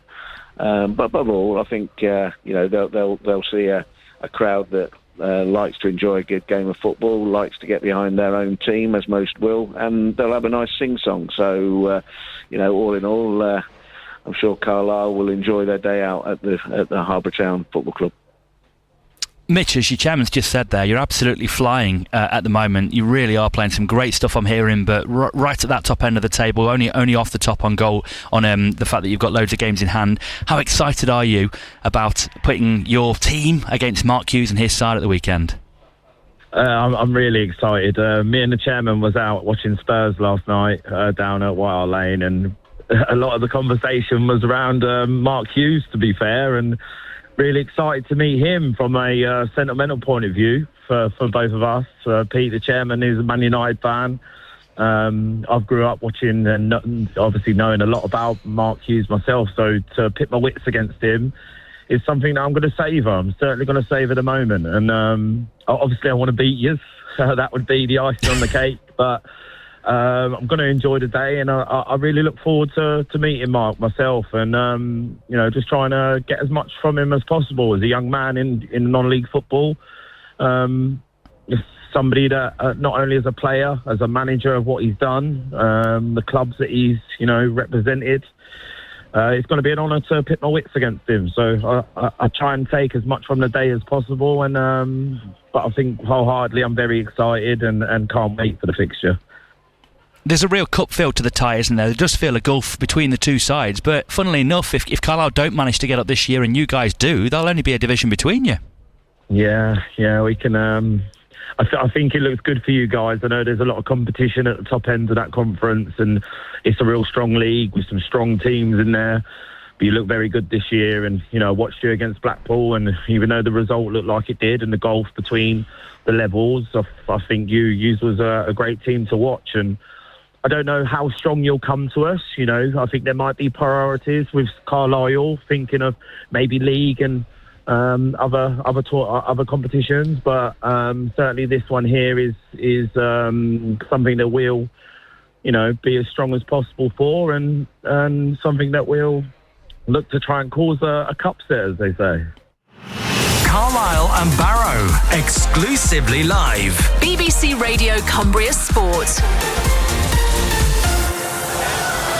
That was the boss of Harbour Town, Mitch Austin, and his chairman Pete Dugan speaking to me a little bit earlier today on the game at the weekend for Carlisle United, Saturday's FA Trophy tie for the Cumbrians, their first tilt in it for nearly 20 years. So nice to hear from them. Many thanks for their time. Teams are back out for the second half. United have got a lot of work to do. They trail by 2-1 here, which seems almost inexplicable and almost unthinkable, but that's the situation they're in. They're going to have to find plenty more gears in the second half, and they are about ready to go with K-pop Demon Hunter still blaring around us here. It's my daughter's favourite song. Stop plays it. Non-stop it out. Everyone with kids around our sort of age, that's all they're hearing. She had me singing it, dancing before I came here, so yeah, sick of hearing it. Yeah, it's on a lot. My house too, the school, the nursery, beavers. My daughter was saying that there's no boys though, no K-pop Demon Hunters that are boys, just girls only. I said, all right, okay. Girl power of the 20s. Back underway at the start of the second half then here on BBC Radio Cumbria Sport. United kicking us off and looking to get straight after the ball, but given away in their area, and they'll try and lift it over. Well, if you thought that the unbeaten run of Carlisle in the league meant more somehow than the unbeaten run of Woking, we've found out to our cost here that they are not to be taken lightly. I don't think United have specifically taken them lightly, Paul Huntington. I just think that they've done some very wild things at the end of their half and given away what was a lead. Yeah, just avoidable goals, avoidable free kicks that invite pressure, invite chance to put your ball into your box. But yeah, well drilled, Woking, and have took the chances when they've come along. And as you said earlier, they're no mugs. They're on a good run. They're looking to get into that into those playoff positions. Volleyed away by Woking as Carlisle look to play it aerially forwards. They're going to have this as well in this second half. The ball won't just travel where they want it to. It will catch in the wind. It will be awkward. It'll feel like it's always coming at them and they're under pressure. They're going to have to manage that and manage their patience, the crowd's patience, and many things here because of the situation they've got themselves into. Kelly's thrown himself down looking for a bit of a handout there from the ref, who wasn't obliging. United win it on halfway and play into the central defence with Hayden. Good aggressive pass out left hand side to Con Clark. Hopefully that can set the tone a bit more for him, because he seemed to just fall apart really as Linney gets across into the penalty area. Defender just about manages to smother it with his shins, and then his mate clears. Picked up by Con Clark for United. Harper gives it out left hand side to Linney, tries to go at his man, swirls the cross in towards goal. Kelly after it, well cleared in there by Coley at the back for the visitors. Carlisle trying to get onto it on the right, but it was a very good touch from the man getting forward. Really good pace coming forwards. I think it's Kelly, isn't it? Up towards the edge of the area, trying to find the extra ball. Plays it out right hand side. Back across to the left hand side here, looking to find the angle for the shot. Edge of the area. They've laid it off for that crack on goal from Andrews again, the number 6, who has already shown in the first half what a wonderful left foot he's got in this moment. Cross comes in towards goal on the left hand side again. Carlisle clear, drops towards Ajiboye, who's back there defending, blasts it away downfield, picked up in midfield by Woking, and seem to have an extra body in there again at the moment. United just a little bit flat footed once more. Gilead trying to get them moving forwards as it comes out to this left touchline now once again for Woking. They'll lift it over the top. That one's a bit forced and it goes behind for a goal kick, but frustration in and amongst the Carlisle fans at the moment here with what they're seeing, just again chasing shadows a little bit. It's such a surprise, isn't it? Yeah, Sanderson gone down, looks like he's not happy with something. Some pace that by, was it Kelly? Yeah, like he showed it in the first half to get away from Hayden when he headed it off him, but whether Linney wasn't at full tilt there or Kelly is just very quick, it was a real good bit of play. He must have travelled 50 yards with the ball. I just didn't like the way that Carlisle were backing off.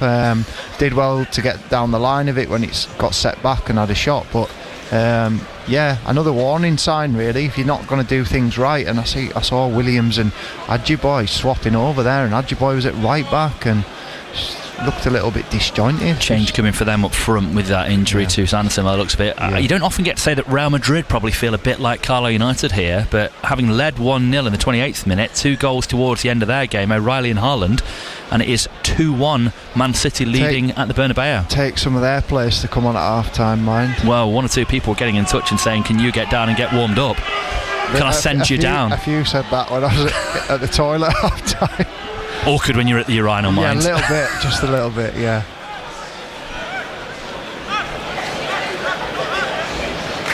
Changes coming here, and it's going to be Ash Boatswain coming on, Montserrat International, who replaces the on loan Sanderson. Also on loan is Boatswain, he's on loan from Ipswich. He comes on for Sanderson, who is now off. Got some decent loans, haven't they, being a southern club? You get lots of clubs around you who can get players off. More limited in terms of near, proximity loans. Bigger clubs like loans where they can train a couple of days a week with them, don't they, rather than sending them to the other end of the world, which it feels like, I think, to some of those southern clubs when players come up to Carlisle.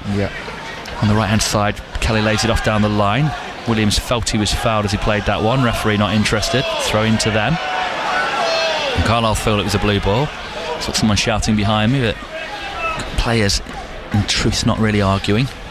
Cleared away downfield here by Woking. Hayden heads it up and groans as that header goes a little astray there. What you would call his bread and butter, but I think you probably need to. That looks like a foul on Con Clark and is.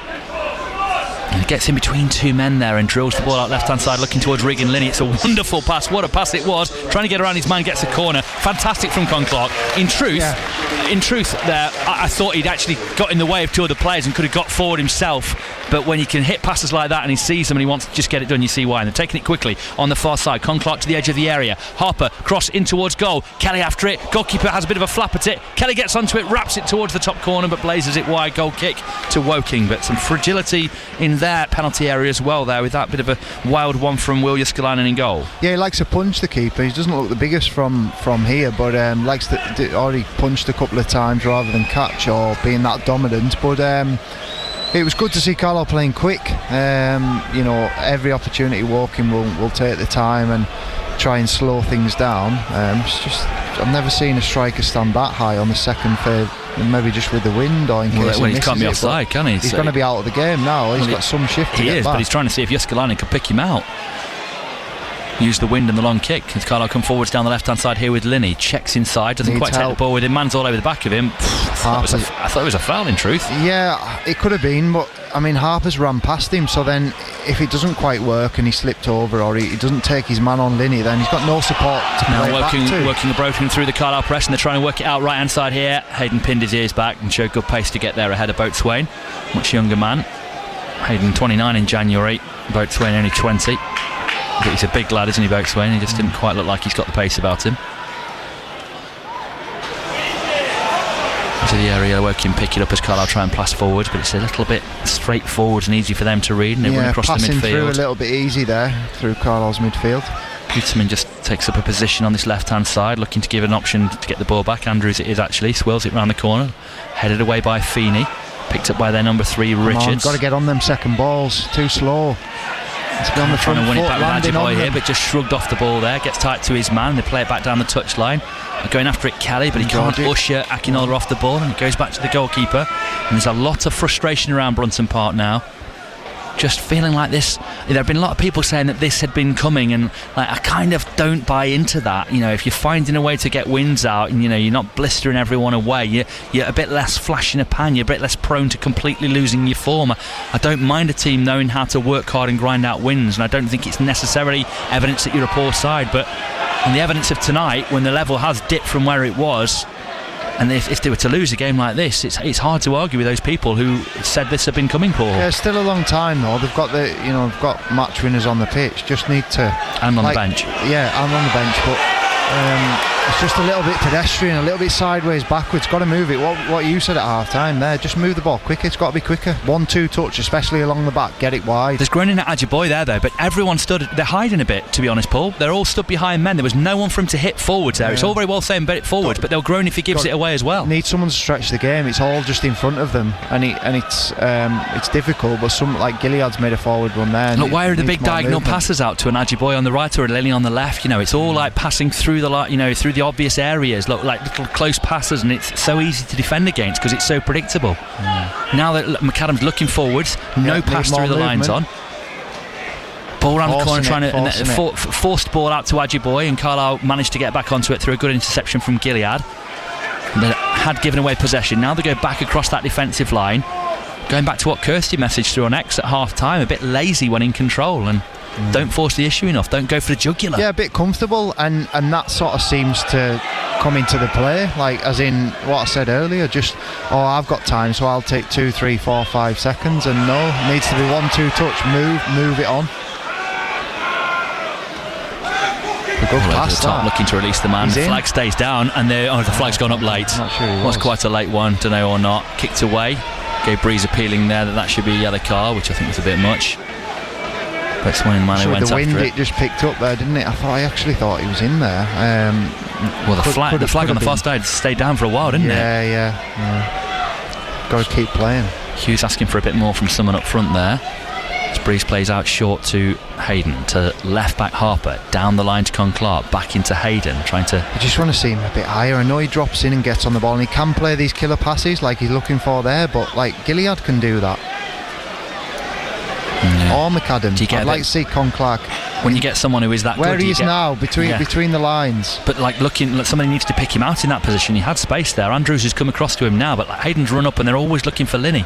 Clark down the left-hand side, chance to put a cross into the penalty area here. Linney trying to go around his man. Good defending. Linney's kept it alive though. Out on that left-hand side, picks out Clark, edge of the box. First touch took him away from danger though. That's exactly where Woking wanted him to go. Good defending. On that left-hand side, little flick round the corner, trying to get around his man here. Linney, very tight area, trying to spin. Lot to do here as he tries to spin his man, and the defender's done brilliantly actually. Coley again, I think. They get bodies around the box well. They've done that a few times. Got blocks in, back the teammates up, got bodies around the ball. Might have been Odesina anyway. Good defending. Williams down the right here for Carlisle. Can he get into the angle to get a cross in? That's good defending. Trying to keep it alive in there. Williams volleyed away in the end. That's how you defend that cross. That's what Harper should have done in the first half with their equaliser. Totally agree. And I'd love to see Adjiboy do exactly what Williams has done there. Get his head down, knock it. And yes, he was pressure put on him, but he's earned his side of corner. And next time you'd be thinking, I'll either have to go tight or start backing off because he's got pace about him, and you're already in the defender's head rather than just playing safe sideways and backwards all the time. Wasn't the equaliser incidentally, it was the goal that's given them the lead. But here is the Carlisle corner. Harper with it. Can United get themselves level here? Into the penalty area it goes, headed up by a defender in there for Woking, and really well clear as well. Was a good header. Now they're trying to break away. Carlisle get a cross. Touch on it from Gilead was good. For me, have gone to Williams, but defensive effort well applauded by the Carlisle fans there from Gilead working back. Got to be careful here. Williams on the ball, had no one really to pick out. Yeah, there's too much walking. Adjiboy's kicking the ball off the pitch, which doesn't need to be his job in that situation. I suppose he's trying to keep the play going as United get it up to Kelly. Good first touch, rolled it away from his man. Surely a foul free kick. Great strike play that from Kelly, earning a free kick there with 3 men on him. Is he alright, Williams? No, Williams has just gone down in front of us. Just a knock. Hope it's a knock rather than a muscular one as it's played in cutely, quickly down the right hand side. Kelly's first touch wasn't good enough. Didn't just set himself out of his feet. The ball trim from Clark was amazing. He just needed to kill and lash across the face of goal. He took 2 touches when it needed 1, and the defender got across to block it up behind for the corner. Yeah, he gave the defender the opportunity, and in truth he probably shouldn't have been able to get back to him. Clark, brilliant pass. He sees them passes, and Georgie needs to get his touch and shot off quicker. He needs to be ready for that possibility, doesn't he? Yeah. Here comes the Harper corner again into that penalty area, headed away again by the defender, and Carlisle will get another corner. It'll be Harper again. Another good header by Woking, man in the front area. I think he's won the last 2, the striker that came on, but a real good leap and played his lines. Just dwelt too long there, Kelly, for what was the best chance of the second half for either side. For United have another corner and a chance to try and restore parity in this game. Ball to the back post this time. United get up with Feeney, falls edge of the area to Clark, bends one towards goal, but good defending actually. I mean, he had to take a touch. I think it would have been ridiculous to try and hit that one on the volley, and then in doing so it just allowed his man to get out. It's a really good ball in from Williams, came off their man, should be a corner. Great cross in from Josh Williams. He's our last defender in these corner situations because of his rapid pace. And that was a great cross in. Yeah, great shape on it. Didn't try and hit it too hard, just put it in an area, asking questions, building a bit of pressure here. Yeah, can United capitalise? Or are Woking happy to see these come in and just keep heading them clear? Swerve ball in again, Kelly trying to get across his man at the near post. 3 in a row. On that left hand side, United trying to set it for the cross back in from Clark towards goal, right down the keeper's throat. Just couldn't get a man across his vision or line just to try and take it off in there, right down his throat at sort of neck height. Doesn't look that confident coming for crosses, the goalkeeper. He was a little bit taken by surprise there. I'd be looking to put more balls in and around his 6-yard box. It's one of the many things United need to do. 59th minute we're in here, approaching the last half hour. There is time, but you don't want them to leave it too frantic and wind up, scrabbling to barely get a point here. This is a game that they should be able to go on and win, but they've got to make that happen here, and you can't discount Woking. Can't see any subs warming up, ticking towards 60 minutes, and you think normally a manager would say at half time, give it 10-15 minutes, that's all you've got, and then I'm making changes just as a bit of a not a threat, but just liven yourselves up. He's obviously happy to let it go for now. Yeah, it's a regular talking Good pass. point. That's where you want him. One through That's the where lines. you want him. Conclock sidesteps his man delightfully. Yeah. A little poke through in search of Kelly. Great defending again. Nearly perfect. Excellent defending, you have to say. Exactly where you want him. Conclock is a little magician in there. It was a great ball. Could have gone to Linney. Went to Kelly instead. Down the middle, and the defender stepped across. I think it was the number 4 of Coley on that occasion. Brilliant play. defending. Corner taken quickly. Looking to swerve it in. Charge down there. The defender got out. That's what it looks like, to put your body on the line, to get out there and make it happen. They've done that really well all game. Every time they're in and around the box, they've got down the line of it, like Carlisle didn't at Blackpool. Oh, haven't at times tonight.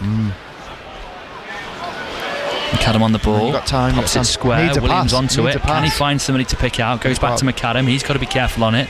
Works left hand side to Conclock. He can send a ball into the penalty area. Kelly trying to get after it. He's kicked into his man. I'm not sure it's a high foot, you know that. He's falling over backwards. Trying to sort of an overhead kick, a hook over his shoulders. He goes backwards. Might have caught the man, but is that a high foot? No, I don't think he's intentionally caught him, but I just think it was. I thought initially he just stopped it for the head, and they have to stop it for a head injury. But he's given a. Is he given a foul? Yeah, he's given a foul. Yeah. But I don't think he's meant to catch him there. I think he's not. He's trying to swivel as he's dropping over his shoulder to get on, but he's almost. There was no malice in it. His back's maybe a foot and a half off the ground. It's probably a bit harsh to give a foul there. Yeah. But you'd have to stop the play either way. Yeah, I think he's just decided after he stopped it, we'll give a free kick there. Feeney in a right fight for the ball there, and the free kick's given his way. Wide, Harper. Is there an option though for Hayden to hit anyone wide? In the end, Feeney's just given it to Hayden. They were both so congested in the middle, weren't they? Too many touches. Yeah, but to be fair, he's played it out left hand side, and the man's bluffed Linney off the ball, and it's gone out for a throw in, and it's so frustrating. And again, you're wondering whether the changes are due here for Carlisle United. In view of what we've been talking about and not wanting to elicit a pile-on, Hayden's taking those touches because there's no one to hit. Yeah, and they've got to show for the ball. I still think Linney shouldn't have jumped out of that there. It wasn't a 50-50. It wasn't a great pass, but I think he can do more to get his body in the way and take the ball and maybe take a hit rather than just say, "Oh, sorry, can't help you." Yeah. It needs to do more. Yeah. The pass isn't always going to be right to your feet. You've got to move. Played forward here to Conclock. Has Linney in support. Conclock losing the ball and falls over, and it is well defended, and Carlisle get the throw in on halfway, and they're managing United pretty well at the moment, aren't they?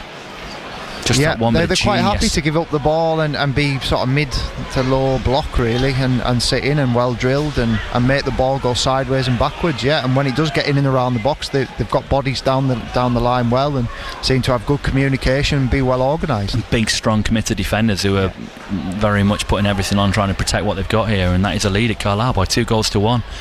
Not unimpressed by Woking, much as we are unimpressed by Carlisle United. Not showing us anywhere near their normal levels, and those levels have only been sort of edging them in games too often. There's been a feeling from some, but they're below that here, but they're trying to make a go, and Conclock very central to that. They've got another corner here. Looks like a Harper outswinger in towards the edge of the area. Feeney gets the head back across the face of goal, just drifts beyond everyone and will be picked up by Woking man who clears away, slam downfield. Conclock gathers, man on his left shoulder, lovely drop of shoulder and turn away from his man to open up the field and look inside. Out the other side. Can they find the ball out there? Linney was in a lot of space there. You'd have thought Conclock might have gone for the pass, and then the pass from Feeney is so poor across, so lackadaisical and under hit, and they're going to try and be playing behind Carlisle, and thankfully not to get back in through Harper and pass back towards goal. But even Feeney creeping in there, it was just a sloppy pass. Yeah, got to move it quicker. It's too slow. Quality's not been there. Just got to keep moving that ball. It's always just a drop off with Adji boy. Needs to. That's better movement. Just in behind, looking to get in behind on the last shoulder. Don't want him dropping in. It's almost a bit like Raheem Sterling when he used to drop in. You want him on that last line. Adji boy trying to get after his man here, but drops and then doesn't really affect him one way or the other. Carlisle try and charge it down through Williams. McAdam in the battle there, going in search of Kelly on the edge of the area. His man is all over him. Good strong battle. It's gone scrappy. Can he get onto it? Gilead does. Tries to prod it towards Kelly again, who's very tight with his man, who's giving him a bit of push and shove, and then the ball drops finally to them and they hack it away downfield. Only thing I would say is when Woking tend to be clearing the lines, it is coming straight back. I know you'll say that mentally can become fatiguing later in the game, physically as well. I know they're making it go back here, but it is a little bit demoralising when you are clearing it, and it is coming straight back. But to be fair to them, they have defended it well so far. Armstrong coming on shortly for Carlisle. I wonder what it will be, whether they'll change shape and try and get two up top here. Yeah, you would think so, wouldn't you? Surely would, rather than like for like. Did it, and it won them the game against Tamworth. Blasted away by good skill. Them, and now they'll try and break over halfway here with Akinola. Good driving run from right to left, out to the left hand side. Full back on this near side. Kelly Richards with a chance to get it in. Gets the cross. It's a dangerous one in towards goal, and that was a really good clearance from Hayden there. Yeah. Really was, because that was an awkward one. That's the sort of one that unfortunately on the night he's having, you could miss kick into your own goal if you're not when careful. You're facing your own goal, it's a little bit difficult, but nice crossing there by Richards, and a nice shape to it. It's given them a little bit of respite in corner.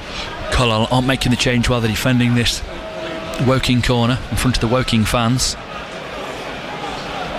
Might be just over 20 of them here in this crowd of well over, I think it was just over 5,000. I just missed it as it was announced earlier. A ball in towards goal. Carlisle head away. Nice little touch from Con Clark into Linney. Linney, that was nice from him. Then tries to play the crossfield ball in search of couldn't quite get there. Ajiboye looking to get onto it. Good clearance in there from one of the big defenders at the back for Woking, who work it out right hand side, and they'll try and come forwards here down that right touch line. Gets Drew on the ball. He's got an option going around him, trying to give the give and go down that right hand side. United need to get across and block this cross. And who's it come off? It's a corner. It's blocked behind for a corner. Should have blocked it like that earlier, for the one before half time. Get down the line of it. Armstrong still not coming on yet. Another corner to Woking, this time from the far side. Looks like they might be trying to work something. He's got two arms up, whether he's going to do a driven one with it being very windy. Look for Jamie Andrews on the edge of the area here. He's sitting very deep. I suspect the man in front will run it in. Another will, and if they look for Andrews here on the edge, flattered one towards the back post, drifts over everyone. Andrews will get to it, but perhaps not what they were looking for. He sends a high looping cross in towards the back post. Carlisle head it up, not away. Right hand side of their penalty area, drops back in the box. Carlisle do clear and get it to Con Clark here on the left. Has to turn and go back towards his own goal. He's got four men around him as he goes towards his own corner flag. Carlisle try and clear it down the line. Good pressure by Woking. Carlisle will get back onto it as well with Georgie Kelly working hard. Try and break out down that left hand side. Nice little pass through the lines into Kelly, into Con Clark, but they've tackled it hard off him. Feeney will try and bring it away right hand side now. Can he take it into Williams? Ajiboye's in front of him down this right hand side. Ajiboye can be a decoy here. Played in towards Ajiboye down the right. Is anyone in the box here for him to pick out? Not necessarily. So he goes at the byline, cuts it back, trying to find a teammate. And in truth, there, I don't think he made a bad choice. Just well read by the defender and well defended. Yeah, he sort of cut it back a little bit like he did at Blackpool on Sunday, but that's better. That's what you want to see. Williams, Ajiboye link up. Feels like Armstrong's been up for an age down below as warming up here. 67th minute comes to an end. 22 minutes to go here. Carlisle United,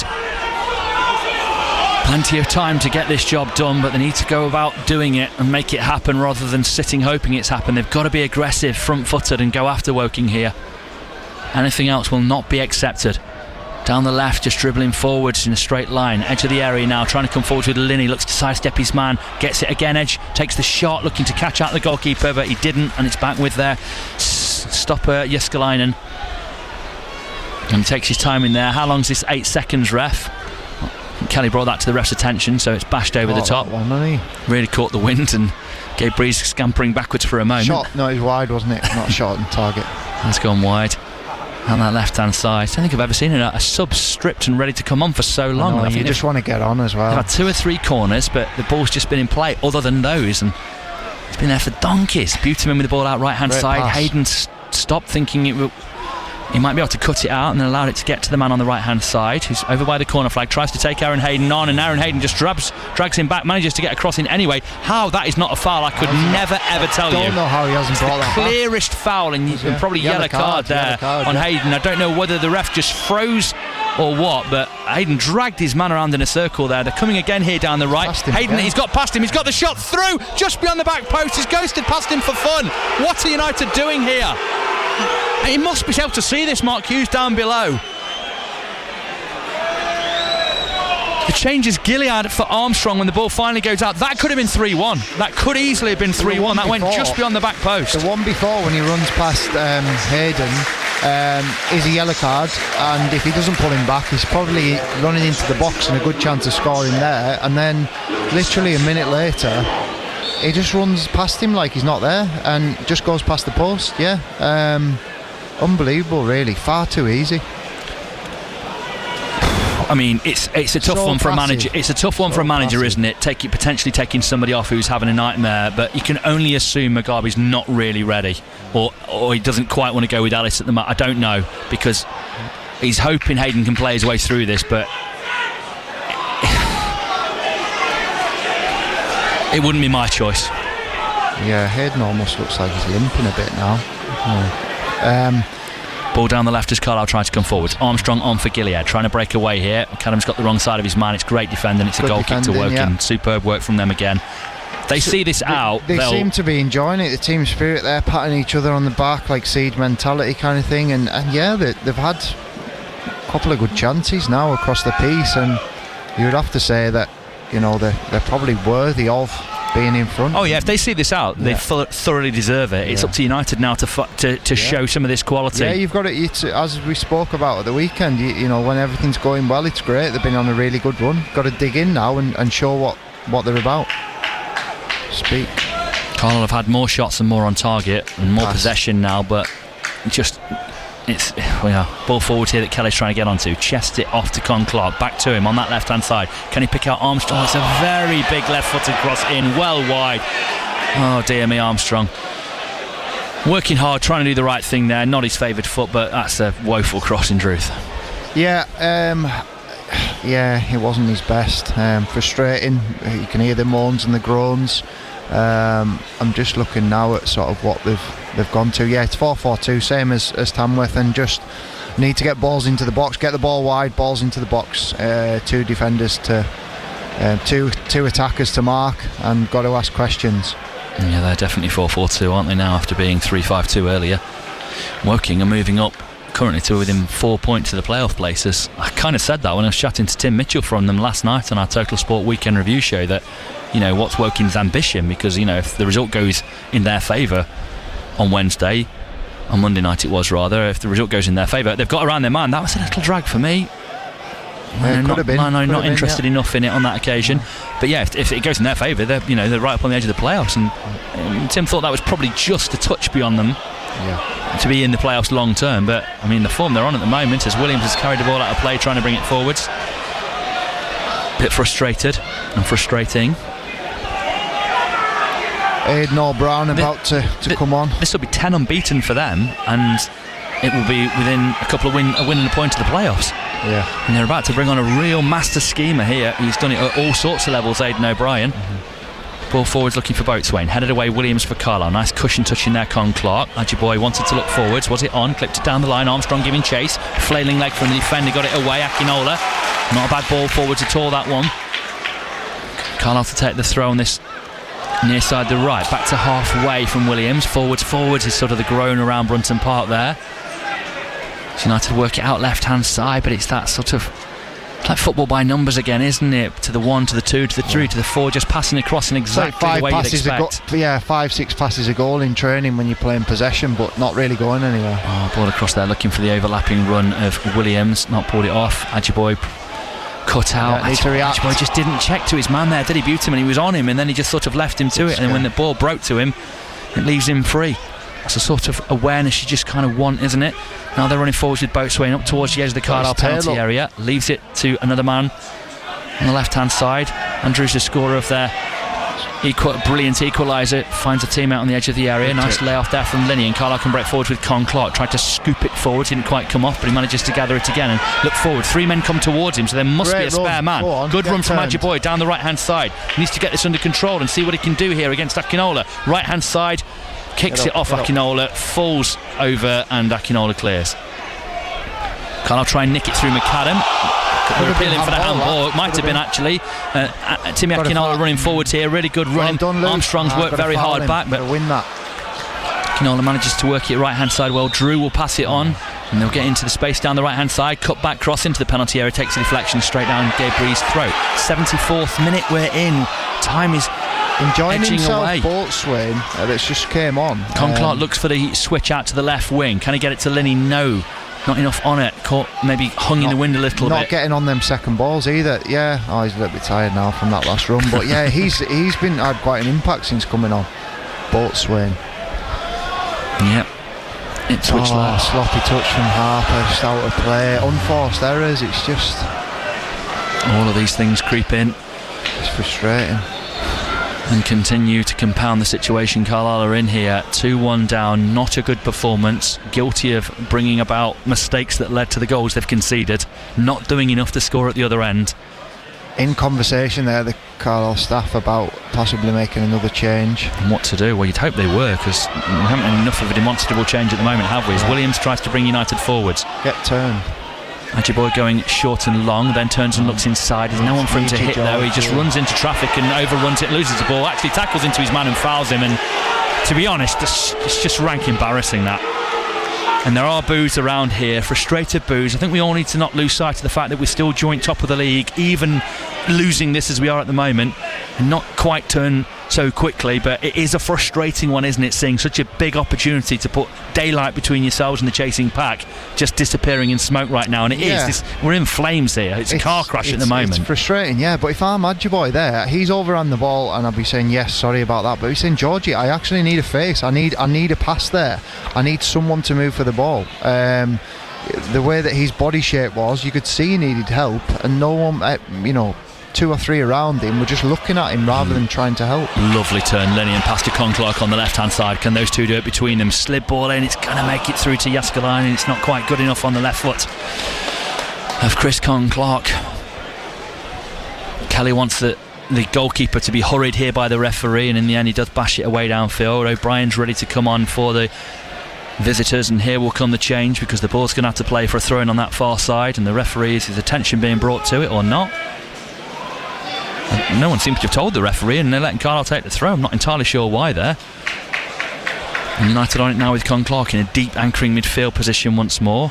Steps up into the midfield to the right of the centre circle. Plays it out to Ajiboye on this right hand side. Little round the corner pass into McAdam. Gets United moving forwards at least. Then square to Hayden. Can run forwards himself to Harper on that left. There's Lenny in front of him. But clutch of blue shirts in the centre there. No one really coming out to the wing to try and give an extra ball there to get United a route through. But Conclark is in a little pocket, edge of the area, gives it to Williams on the right hand side. 1-on-1 against this man. Go on, take him on. Ran into him, goes around him down the right hand side, gets a cross in. Good cross, well defended, great defending again from Tunji Akinola, who's having a cracking game. All three of their back line have been brilliant tonight, in truth. Every one of them has done what you'd want, got onto everything. Where was the busting a gut Carlisle player there trying to get onto that like Akinola? That's where, as a back three, cover the width of the goal, and you're sort of enjoying this if they're putting balls in like that, and as you said, they've done the jobs. Corner to Carlisle, left foot, Harper, back post, tacking it in there. They've won the header again, one of those towering defenders once more. And they've landed on the seconds as well. Jones and Wern coming on shortly for Carlisle, the next couple of changes for United. And I think this will be it, actually. One change in the first half, a change in this second, and then this third stoppage of play. They won't be able to bring anyone else on here, I don't think, and if my understanding of the rules is correct. Harper on the ball, whipped out left hand side to Conclark here for Carlisle United. What can he send in? Middle of the half, tries to whip it in towards goal, but it's cleared away, picked up again, edge of the area, tries to go with a dipping shot on target, but right down the goalkeeper's throats. It's not quite happening, is it, at the moment? Just looking for a moment of inspiration there from their little genius, but not this time. It's gone quite early with the kick. Yeah, ball over the top. Williams has just got to be careful with the number 3 right on top of him. He's trying to jockey it behind, and he's done so. He's probably fouled as he did so. Well done, Williams. And here come the changes for Carlisle. Wern and Jones coming on for United. O'Brien coming on first, coming on for Buteman in their midfield. Substitution for Wilkie replacing number 7, Harry Buteman, is number 10, Aidan O'Brien. Surprised at that. Buteman's had a good game, showed his experience, showed some nice touches. Playing a similar sort of pocket though. Led them well. Ajiboye off. I don't like the cheers from a few for that. Ajiboye off for Wern. So the subbed, which is always a little acrimonious, and the other change is Jones on for Jones on. I'm trying to see no, it's not the 31. There is no 31. We haven't got a 31 ready to come on, mate. 38 from Con Clark. As a place number 38, Chris Clark. This is sponsored by Bespoke Fabrications. Goes over number 21, Jordan Jones. It's going to take something special now, isn't it? We are in the 80th minute. 5 caps for the Republic of Ireland for Aidan O'Brien, who's seen it all with some big clubs over the years. Lofted the ball forwards in search of Jones, cut out so well there by Akinola. 3 at the back have been brilliant tonight. Carlisle have let them beat. They haven't challenged them enough. They haven't played them in areas that they don't like. Weren't on the ball, back into defence for United, trying to get onto it. They have got 10.5 minutes plus stoppages to go. Load of changes, no more goals in this second half. And 3 goals in the first half, and an injury in substitution. We only got 2 minutes time added on, so you can't be certain we'll get a great deal more at the end of this half. So 10, possibly as much as 15 you'd think to go maximum here for Carlisle as Linney plays in towards Kelly. Look at that tackle. Needs to be there. Yeah, Macaulay, you want Kelly to get across in there, don't you? That's the middle of their 3. Ball over the top's got to be offside, and is offside. The man who engages with it. Free kick to United. Okay, Breeze comes and takes it off the forward's toe and gets it out to where United want to get on with it with the free kick, and they do. Into the midfield now with McAdam. Tries to just flight one out right hand side, looking for the run of Williams, but it's a bit of a willowy, wispy ball that just drifts towards the left back, who clears comfortably downfield. Feeney wins his header, but only out of play for a throw-in. Sure, he'd want to keep that in play, but not going to manage it, unfortunately, in that circumstance. 81st minute, Carlisle trailing by 2-1 at home to a Woking side they beat comfortably on the opening day of the season. The start of what was a very poor start to the season for Woking, but they've really picked up. And unbeaten since the 27th of September. They avoid defeat here. It'll be 10 games unbeaten for them, which is what the record Carlisle were going after.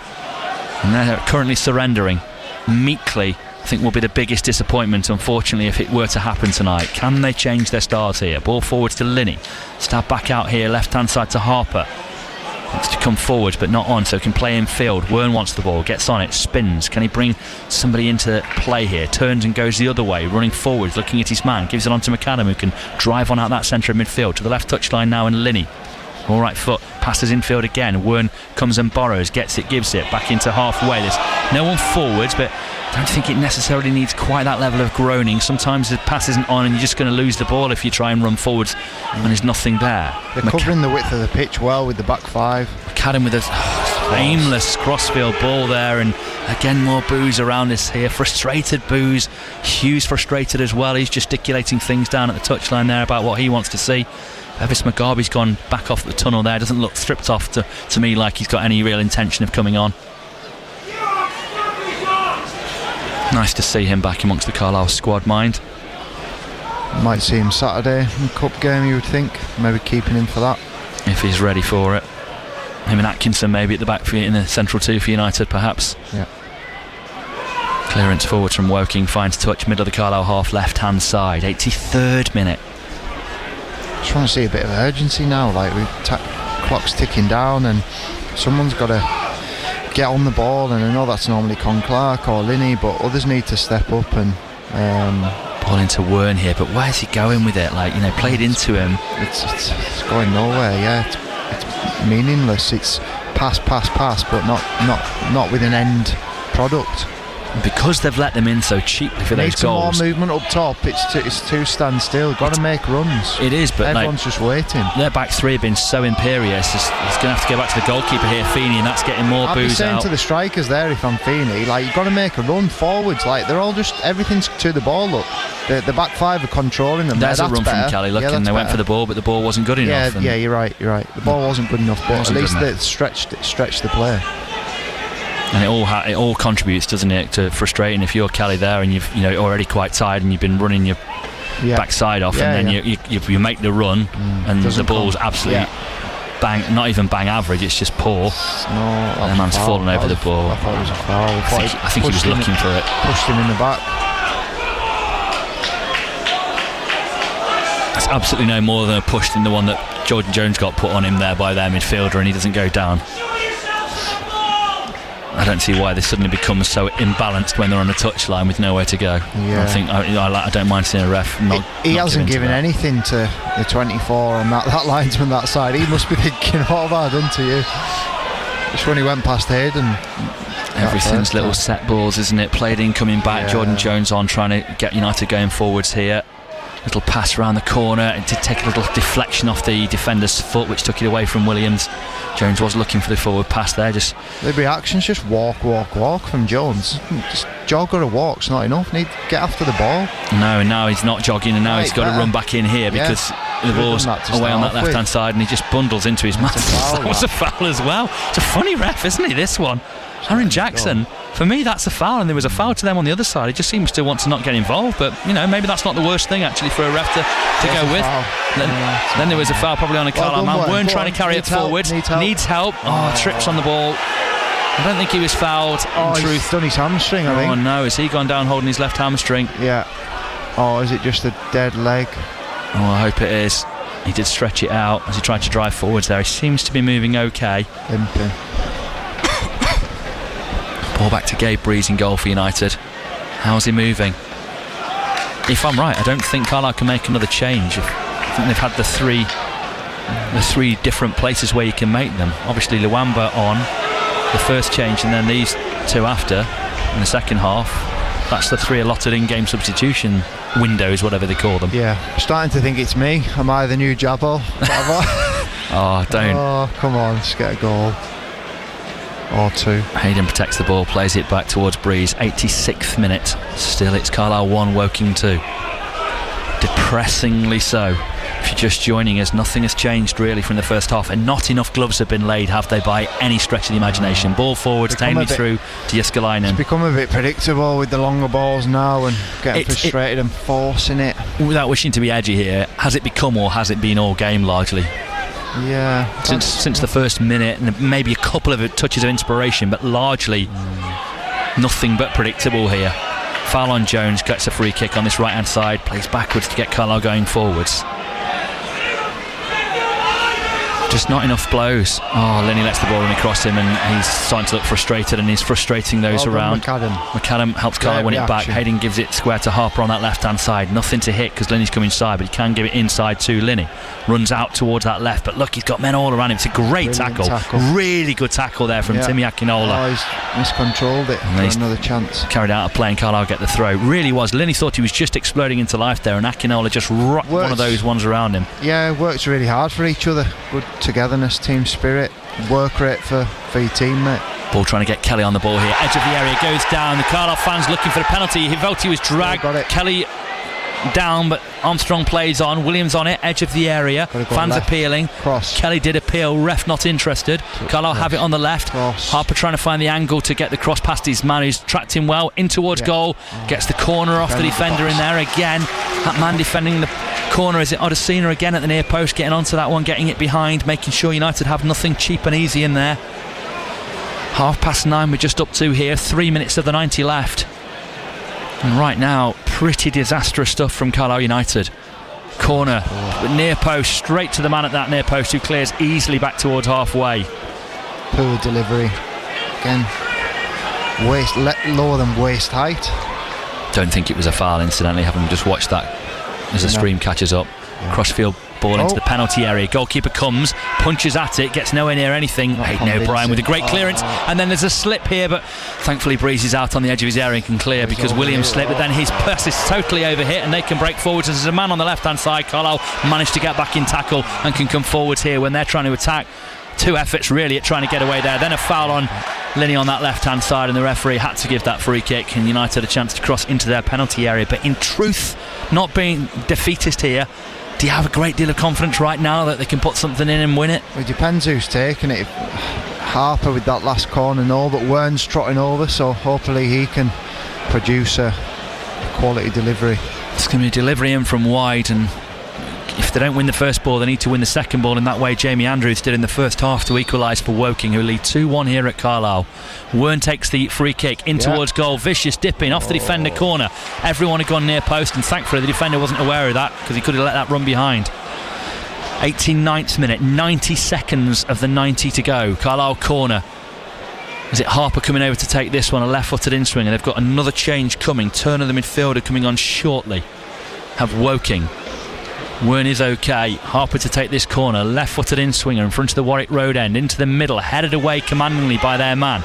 Jones gets onto it, edge of the area, gives it back to Harper, can shape it in first time towards that back post. Goalkeeper gathers at waist height. How's no one attacking that? Jordan Jones slacked his thigh. The goalkeeper's taking that on the edge of the 6-yard line there at waist height. How has no one attacked that? That wasn't a bad ball at all.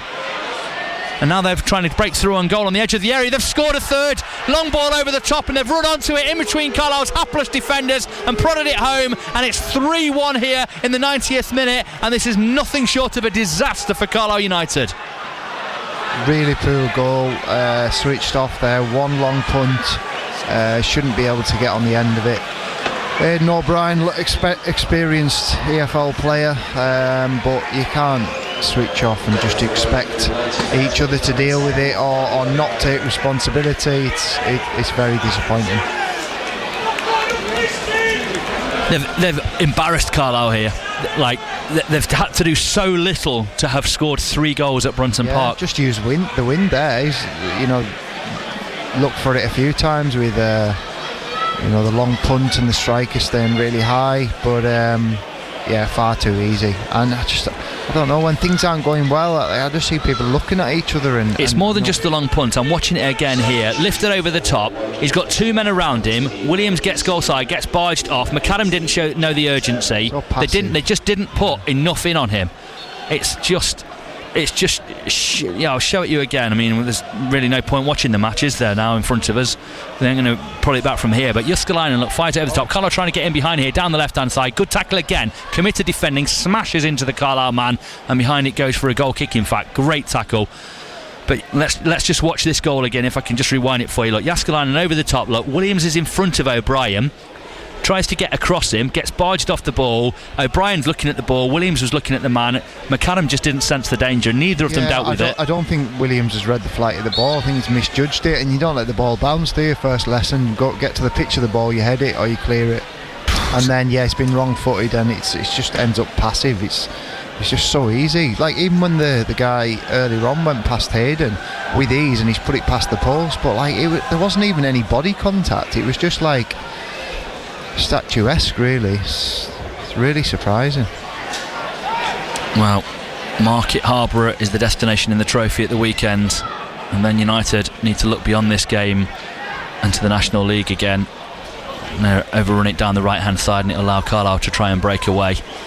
Beyond that, for United, it's Boreham Wood away on the 21st of December, who are absolutely rampant at the moment, and some are starting to say might actually be the ones to go on and win the title. They're playing so well, particularly with that. Is it Abdul Malik they've got playing for them, who's having a sensational season, amongst others. But in the context of this 1-3, that 3-3 against Boreham Wood right now doesn't look quite so bad, does it? Early in the season, huge amount of work to do for Carlisle to actually be a side going to win this title, because those who were saying they were playing, not worryingly not playing well enough, not dominating teams, not commanding matches, will feel they saw this game coming and this performance and this result, and we're in stoppage time. I didn't. I thought there'd be a reaction. I didn't think with the changes, I thought that'd give them a lift. But obviously Luamba going off, and they actually went ahead in the game. And if anything, that should settle you into it. Yeah, ball forward has come off McAdam. They've gone the other way since that, really. It has, yeah. No, I know. I'm like you. I think I like to try and be more optimistic, and I didn't necessarily see this. I saw that United would click and would wallop someone, but what has happened is those who perhaps saw with a glass more half empty than full, they've been proved right by this. At the moment, it's the first defeat in the league in 10 matches, and that context shouldn't be forgotten. Yeah, it's 2 defeats on the trot, yes, but one of them was against a very good, compared to us, Blackpool side.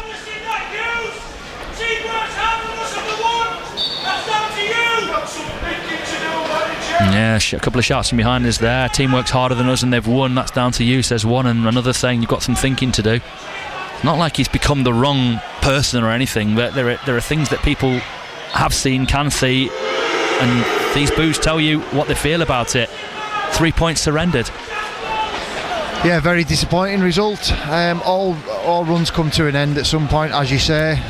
Disappointing, but I think it's just the manner, really. I think that the standards have slipped there in terms of where they can hit. We spoke before the game that we know that they've got a lot more to come, but it's a disappointing night in terms of result and performance, you'd have to say. And of all of those 5:30s where Carlisle United have been having to play catch-up and have found a way, this is one where everyone else was looking on to see what Carlisle were made of. And the thing is, Boreham Wood will have watched this. They'll have sat there wherever they are watching that one and licking their lips, thinking of a fortnight away with that game on the Sunday before Christmas. Yeah. I mean, our focus obviously is on Radio Cumbria covering Carlisle, but you've also got to give a lot of credit to Woking for the way that they've come here and set up. And maybe early on they were a little bit shaky and a little bit not overawed, but growing into the game, and then after sort of 15 minutes they became comfortable. They had that spell of the ball for a good few minutes, and Carlisle weren't getting near them and pressing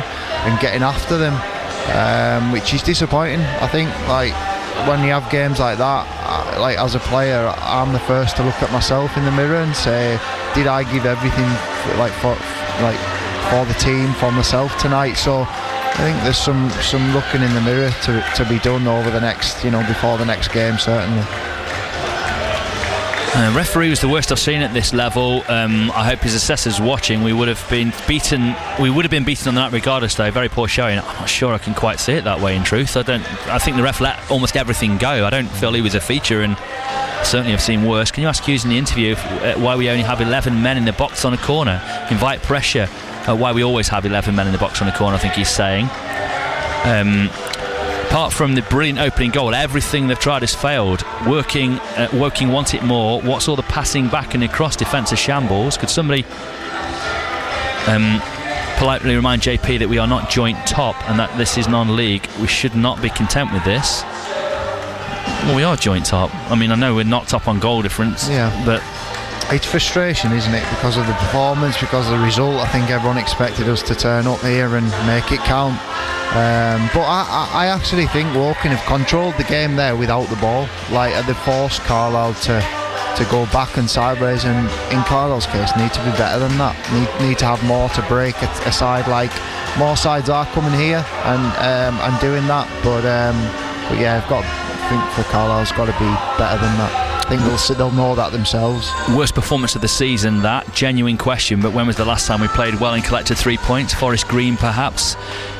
Johnny says Woking deserved that win 100%. A really well organised and executed away win for them. As for us, we've been awful, far too slow and sloppy in possession. Poor work rate, and not enough momentum and energy, movement and energy.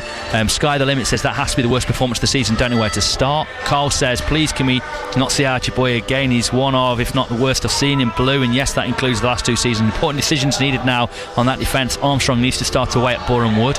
Jonathan says, embarrassing, a complete lack of urgency and arrogance has cost us a hugely valuable 3 points today. Shocking defending when we've been completely found out in these last 2 games. Yeah, you'd have to agree in terms of the defending point. The goals they've conceded tonight, we spoke earlier that there's not been enough clean sheets, but defending the box, that's what Woking have done well tonight, and I wouldn't say it's won them the game. It's putting the ball in the other net, but it's a big part of it. They've defended, put their bodies on the line, got the blocks in, cleared the lines when they've had to, headed crosses away. It's the basics of the game, but it's what you need to do. Dave Maryport Blues to our WhatsApp 080032133 after the word Cumbria says scruffy and disorganised. Mark of Somerset says, James, please call out the lack of urgency and desire when you interview Mark Hughes. It's unbelievable how arrogant our players at times. This is not a promotion winning style of play.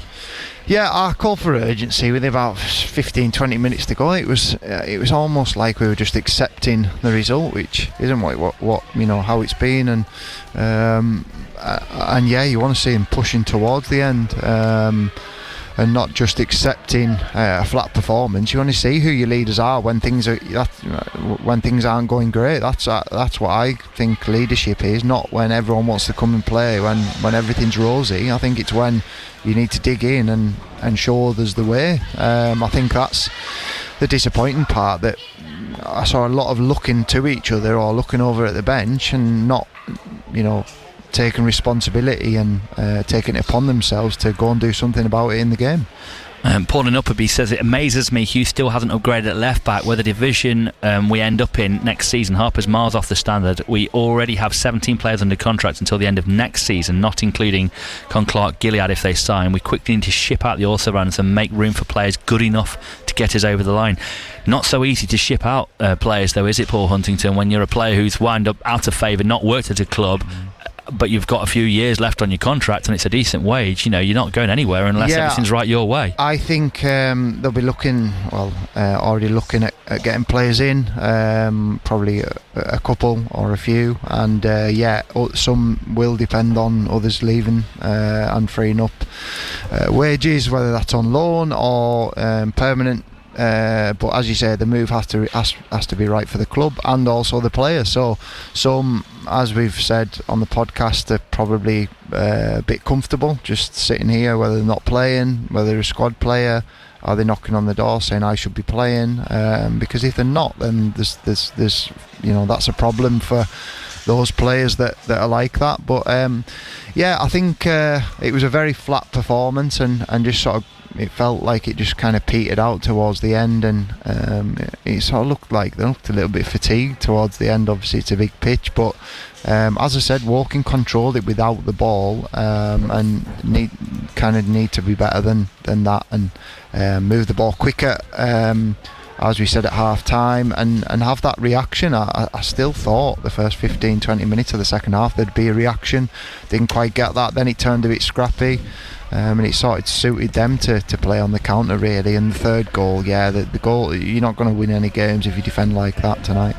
David says, substitutions made too late again. Hughes is not the man to lead us to promotion. Barrow are not afraid to make changes, neither should we be.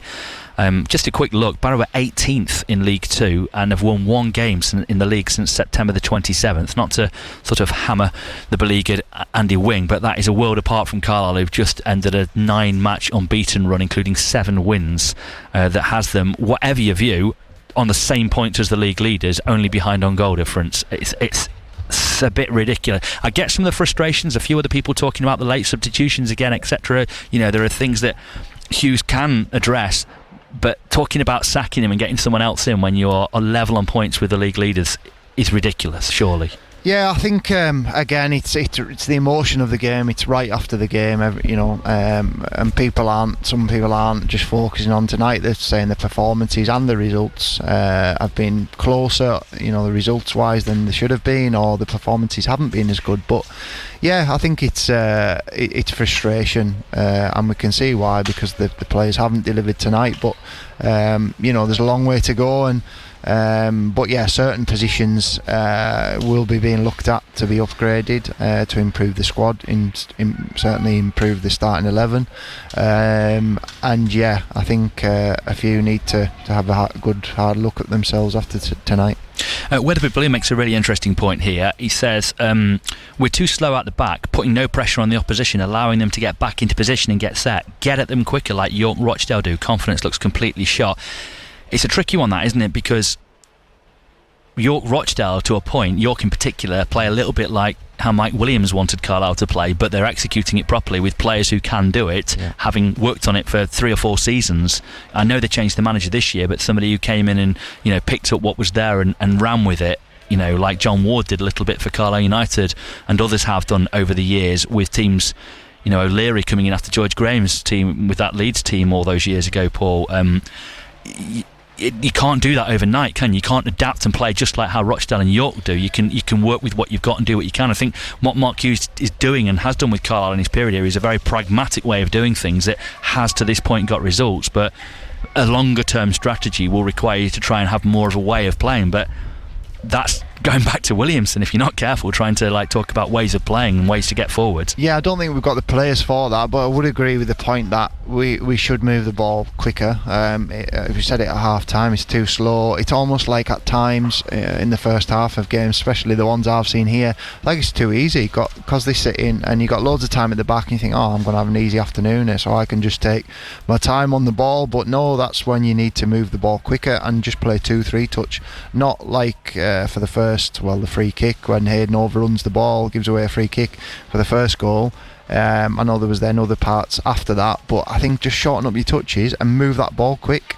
It then doesn't what the supporter said there about giving the opposition time to get back behind the ball. I think the quicker you move it, then it's pretty basic information, then it doesn't give them as much time, whereas the way they set up with 5 at the back, they're quite happy to sit off and be mid to low block, and control the game without the ball. I think that's when you need to find the likes of Conclark between the lines, and I'd also be saying stay as high as you can. I know you like to try and get on it and you get a bit frustrated and come deeper, but we want to see him beating a man in and around the box and playing through balls that nearly Georgie got on the end of there. But I think all round we can say not good enough tonight, and need a reaction. Let me rattle through a load of these, otherwise we're not going to get through them all. We won't be bringing your reaction tonight, incidentally. We won't make it in time to get you Mark Hughes, but we will get it up on our social media as soon as we can, because we're coming off air at 10. Rob from Wigton says, sometimes my love for this club borders on hatred. Just when you can see them moving on, they throw this in the fans' faces. Another night ruined. This is a fairly long one here. Too many apologists are too soft on Hughes and his team. Where we are in this dismal division, should it be the least expected a team with our budget? Some people seem to think it's some kind of achievement to be level on points with the likes of Rochdale and Forest Green, a sign of how far we've fallen and how so many of our fans are happy to accept mediocrity and the odd narrow win against the likes of Tamworth here and there. Beaten at home by Woking is one of the lowest points in our history. That's no offence to Woking, who are better than us all over the pitch. Hughes doesn't have a single promotion to his name as manager, and it's easy to see why. Time for fans, but more importantly Pietics, to wake up and see what's happening here. Will be non-league again in this abysmal division next season unless there's 3 or 4 new faces minimum brought in ASAP. A performance of Williamson proportion side to side, no movement, lethargic, clueless, inept, says Richard. Shameful performance, outfought by Woking. Hopper needs replaced, and I don't want to see Ajiboye play again. Way off it all over the pitch. If we're serious about going up, we need reinforcements ASAP, says Alex. A lacklustre performance, no tempo, no idea how to break a team down. Obvious where our weaknesses are. Players need to look in the mirror with a lack of effort tonight. Makey and Carlisle. Please call out the lack of urgency in your interview, says Mark in Somerset again. Hayden, Harper, Ajiboye just need to go. Poor second half, but very lethargic, not good enough at all. Terrible performance all over the pitch. Outplayed most of the game. Passive, too slow through midfield. No movement up front. Linney well marked, but poor on the night. Well done Woking. They were the better team tonight, and possession stats show that. Just awful, Mike. Disgraceful performance. A team looking short of confidence. The fans won't tolerate many more games like this after the last 2 seasons. Shades of last year tonight with the same issues. We need 3 or 4 quality players in. We're currently playing with a League 1 attack and a National League North defence shambles. It's Sellafield toothy. Didn't see that coming. Bad Fettel. This is all I didn't need. Off to bed, fed up. Thanks for the coverage there, Mike of the Nels. Is this the 24-25 Carlisle United team back again? Another very poor performance, and this time made to pay for it. Performances over the last few weeks have got worse, but managed to keep winning. Teams have worked out what to do against us. We have no plan B. Players look miles off it. Something has to change. Graham, the normally positive Yorkshire Cumbrian, feels like teams have worked out how to handle Linney and Conclark and have sussed out how messy we are at the back. Nearly said it. It really doesn't take too much to score against us. We've been handing teams goals on plates too much recently. We need to sort the defence out. Corby Hill, Rich. Shocking performance. Woking deserved that. Sterling Blue says we've had so many underwhelming performances this season. We should be winning the league, but at this rate I'd expect us to finish 5th or 6th. Complete lack of urgency in the style of play. That's been there for some time. No fight or desire. Shambles, says Robbie. James, the Pietics have a big decision to make in January. They either get better players in for the areas where we're clearly short, or we'll be playing National League again next year. Yes, we have a big squad, but it shows in every game that we don't have enough quality and depth. Other than Linney, Conclark and McAdam, who of the other recruits have performed anywhere near what is required in mind. Mark Tierney was brought in to identify players to do the job in the league. We have lost 4 games more than any other team in the top 6, or 4 games more than any other team in the top 6. Absolutely shocking defending for the third. We will not win this league. Really unhappy.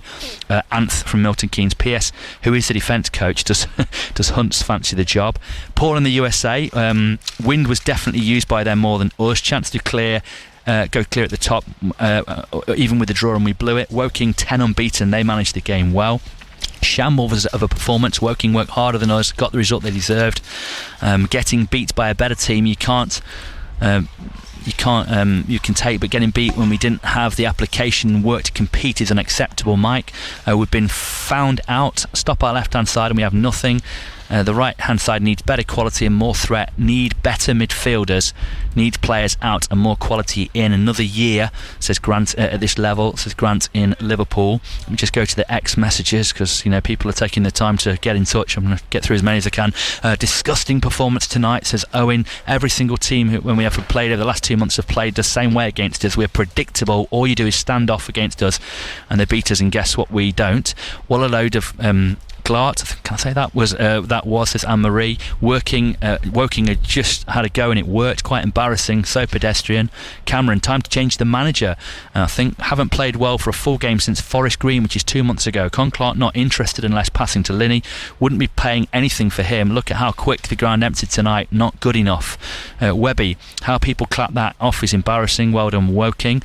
Rob, defending simply atrocious. And then up top we've got players spitting the dummy out, desperate to avoid getting on the ball. Simone, disgrace of a performance. What a way to end an unbeaten run. Absolutely horrendous watch. Fish Island Blue, poor. Why didn't we get wide firing crosses in the second half? What balls did go in were poor. Davies right back, Williams right wing. After Southend I thought we were starting to click. There's an argument we've not been up to the standards since. Martin, awful. We still haven't fixed the main issue in the squad, the holding midfielder. We can't control games and every team can just run at our defence. Teams are also realising if you put 2 players on Harper, Linney doesn't track back. No plan B. David says this has been coming. We've scraped by in games without dominating, not going up with this team, sorry to say. Stephen, Forest Green only lost due to the red card, otherwise we don't win either. We're looking very ordinary when Linney and Clark aren't on song, says Mike. Steve says looking under the surface of our recent run of results, and to be honest our form has been average. Few games we've properly got away with, but if you eventually get found out, right now it feels like the team's scraping for wins and starting to be found out. And AJ just says Shan should have stuck a tenner on it, called the score before the game. Where do you start with all of that, Paul Huntington? Yeah, you'd probably say a bit like Paul did last week on the pod, just saying about it's not a reaction to the Blackpool game. It's a build-up of the performances, or the results have been tighter than they should have been. And I certainly think the right wing position and left back probably argue a midfielder that's maybe a little bit more not mobile, athletic, dynamic in the middle would certainly be areas where they'll be looking at. I know Mugabe's coming back, but whether centre half is somewhere they're looking at, because certain people that have played in the position, there's not been enough clean sheets doing the basics, and it's frustrating because it's a really good budget, it's a really good club, and we want to see him back in the Football League. So I certainly think that they'll be looking at 3 or 4 positions for, especially as you said on air, with Luamba going off injured, and probably, that looks like it'd probably be a month to 6 weeks at least, so if not more. So and the market is always open in this division, but obviously you've got January a couple of weeks away, so I think you strengthen when you're in a good position, and there's certain areas in the squad and in the starting lineup that need improved upon. Pretty bad night all round for Carlisle United, and an end to a 9-match unbeaten run in the National League sees them level on points with the 2 at the top, but they surrendered their game in hand, and I think 3 games ahead now of Rochdale, who sit top of the table. Let's reflect on how it all played out here on BBC Radio Cumbria Sports.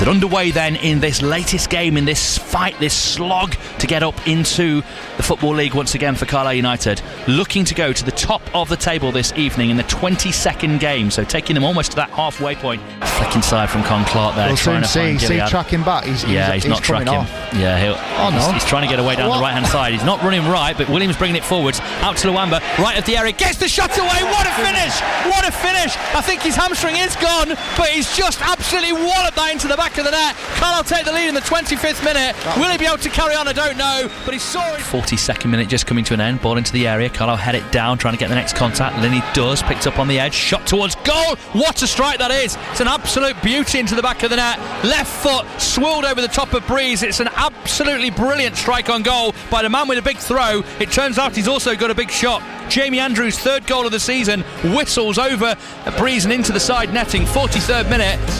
Carlisle, manufactured that themselves. Hayden didn't need to do that, and they didn't get out tight enough to Andrews.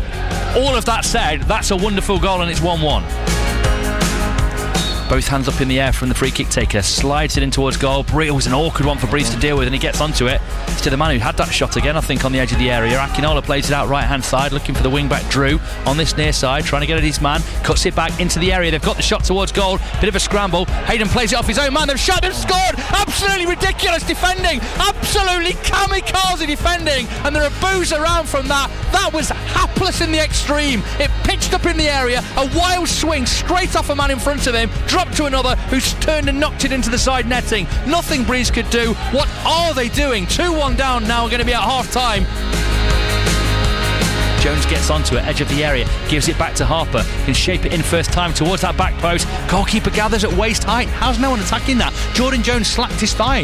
The goalkeeper's taking that on the edge of the 6-yard line there at waist height. How has no one attacked that? That wasn't a bad ball at all. And now they're trying to break through on goal on the edge of the area. They've scored a third. Long ball over the top, and they've run onto it in between Carlisle's hapless defenders and prodded it home. And it's 3-1 here in the 90th minute. And this is nothing short of a disaster for Carlisle United. Yeah, a couple of shots from behind us there. Team works harder than us and they've won. That's down to you, says one. And another saying you've got some thinking to do. Not like he's become the wrong person or anything, but there are things that people have seen, can see, and these boos tell you what they feel about it. 3 points surrendered. Yes, oh dear me, not quite what we wanted, was it? A day that started, an afternoon that started with Barrow sacking manager Andy Wing after an unacceptable run of performances for them has ended with Carlisle United. Some fans calling for Mark Hughes to go, not being the right man for the job. It's a 9-match unbeaten run. Football comes at you fast, Paul Huntington. I'm not sure we're quite at that point yet, but there are some serious things, not least that lack of urgency that we're seeing at the moment from the players. They don't seem to have that plan of how to unpick teams that just try to defend. Yeah, I just didn't like the probing, like the sideways, backwards passing. I think he's got to be quicker, he's got to be more precise, more forwards, more positive, whether it's a wide player. I spoke about Adjiboy always coming back the way. Just open your body and open your legs, and I'm not bothered if you haven't got the most quality, but just be positive and commit to it. It was, as you say, it was almost like a possession drill at the back at times, and just passing around for the sake of passing. Well, despite taking the lead, Carlisle United unfortunately have wound up losing by 3-1, and it's something we'll talk about on the Total Sport weekend preview on Friday with Paul Newton. More on Mike Zara at breakfast in the morning, looking back on what's happened here and with Barrow after they sacked manager Andy Wing earlier today in League 2. Not a good time at the moment for Carlisle United or for Barrow. Thanks for your company. We'll reflect more in the morning with Mike from 6 here on BBC Radio Cumbria. On the BBC Sounds app, on your smart speaker, Play BBC Radio Cumbria. and on your radio. The sound of Cumbria is BBC Radio Cumbria.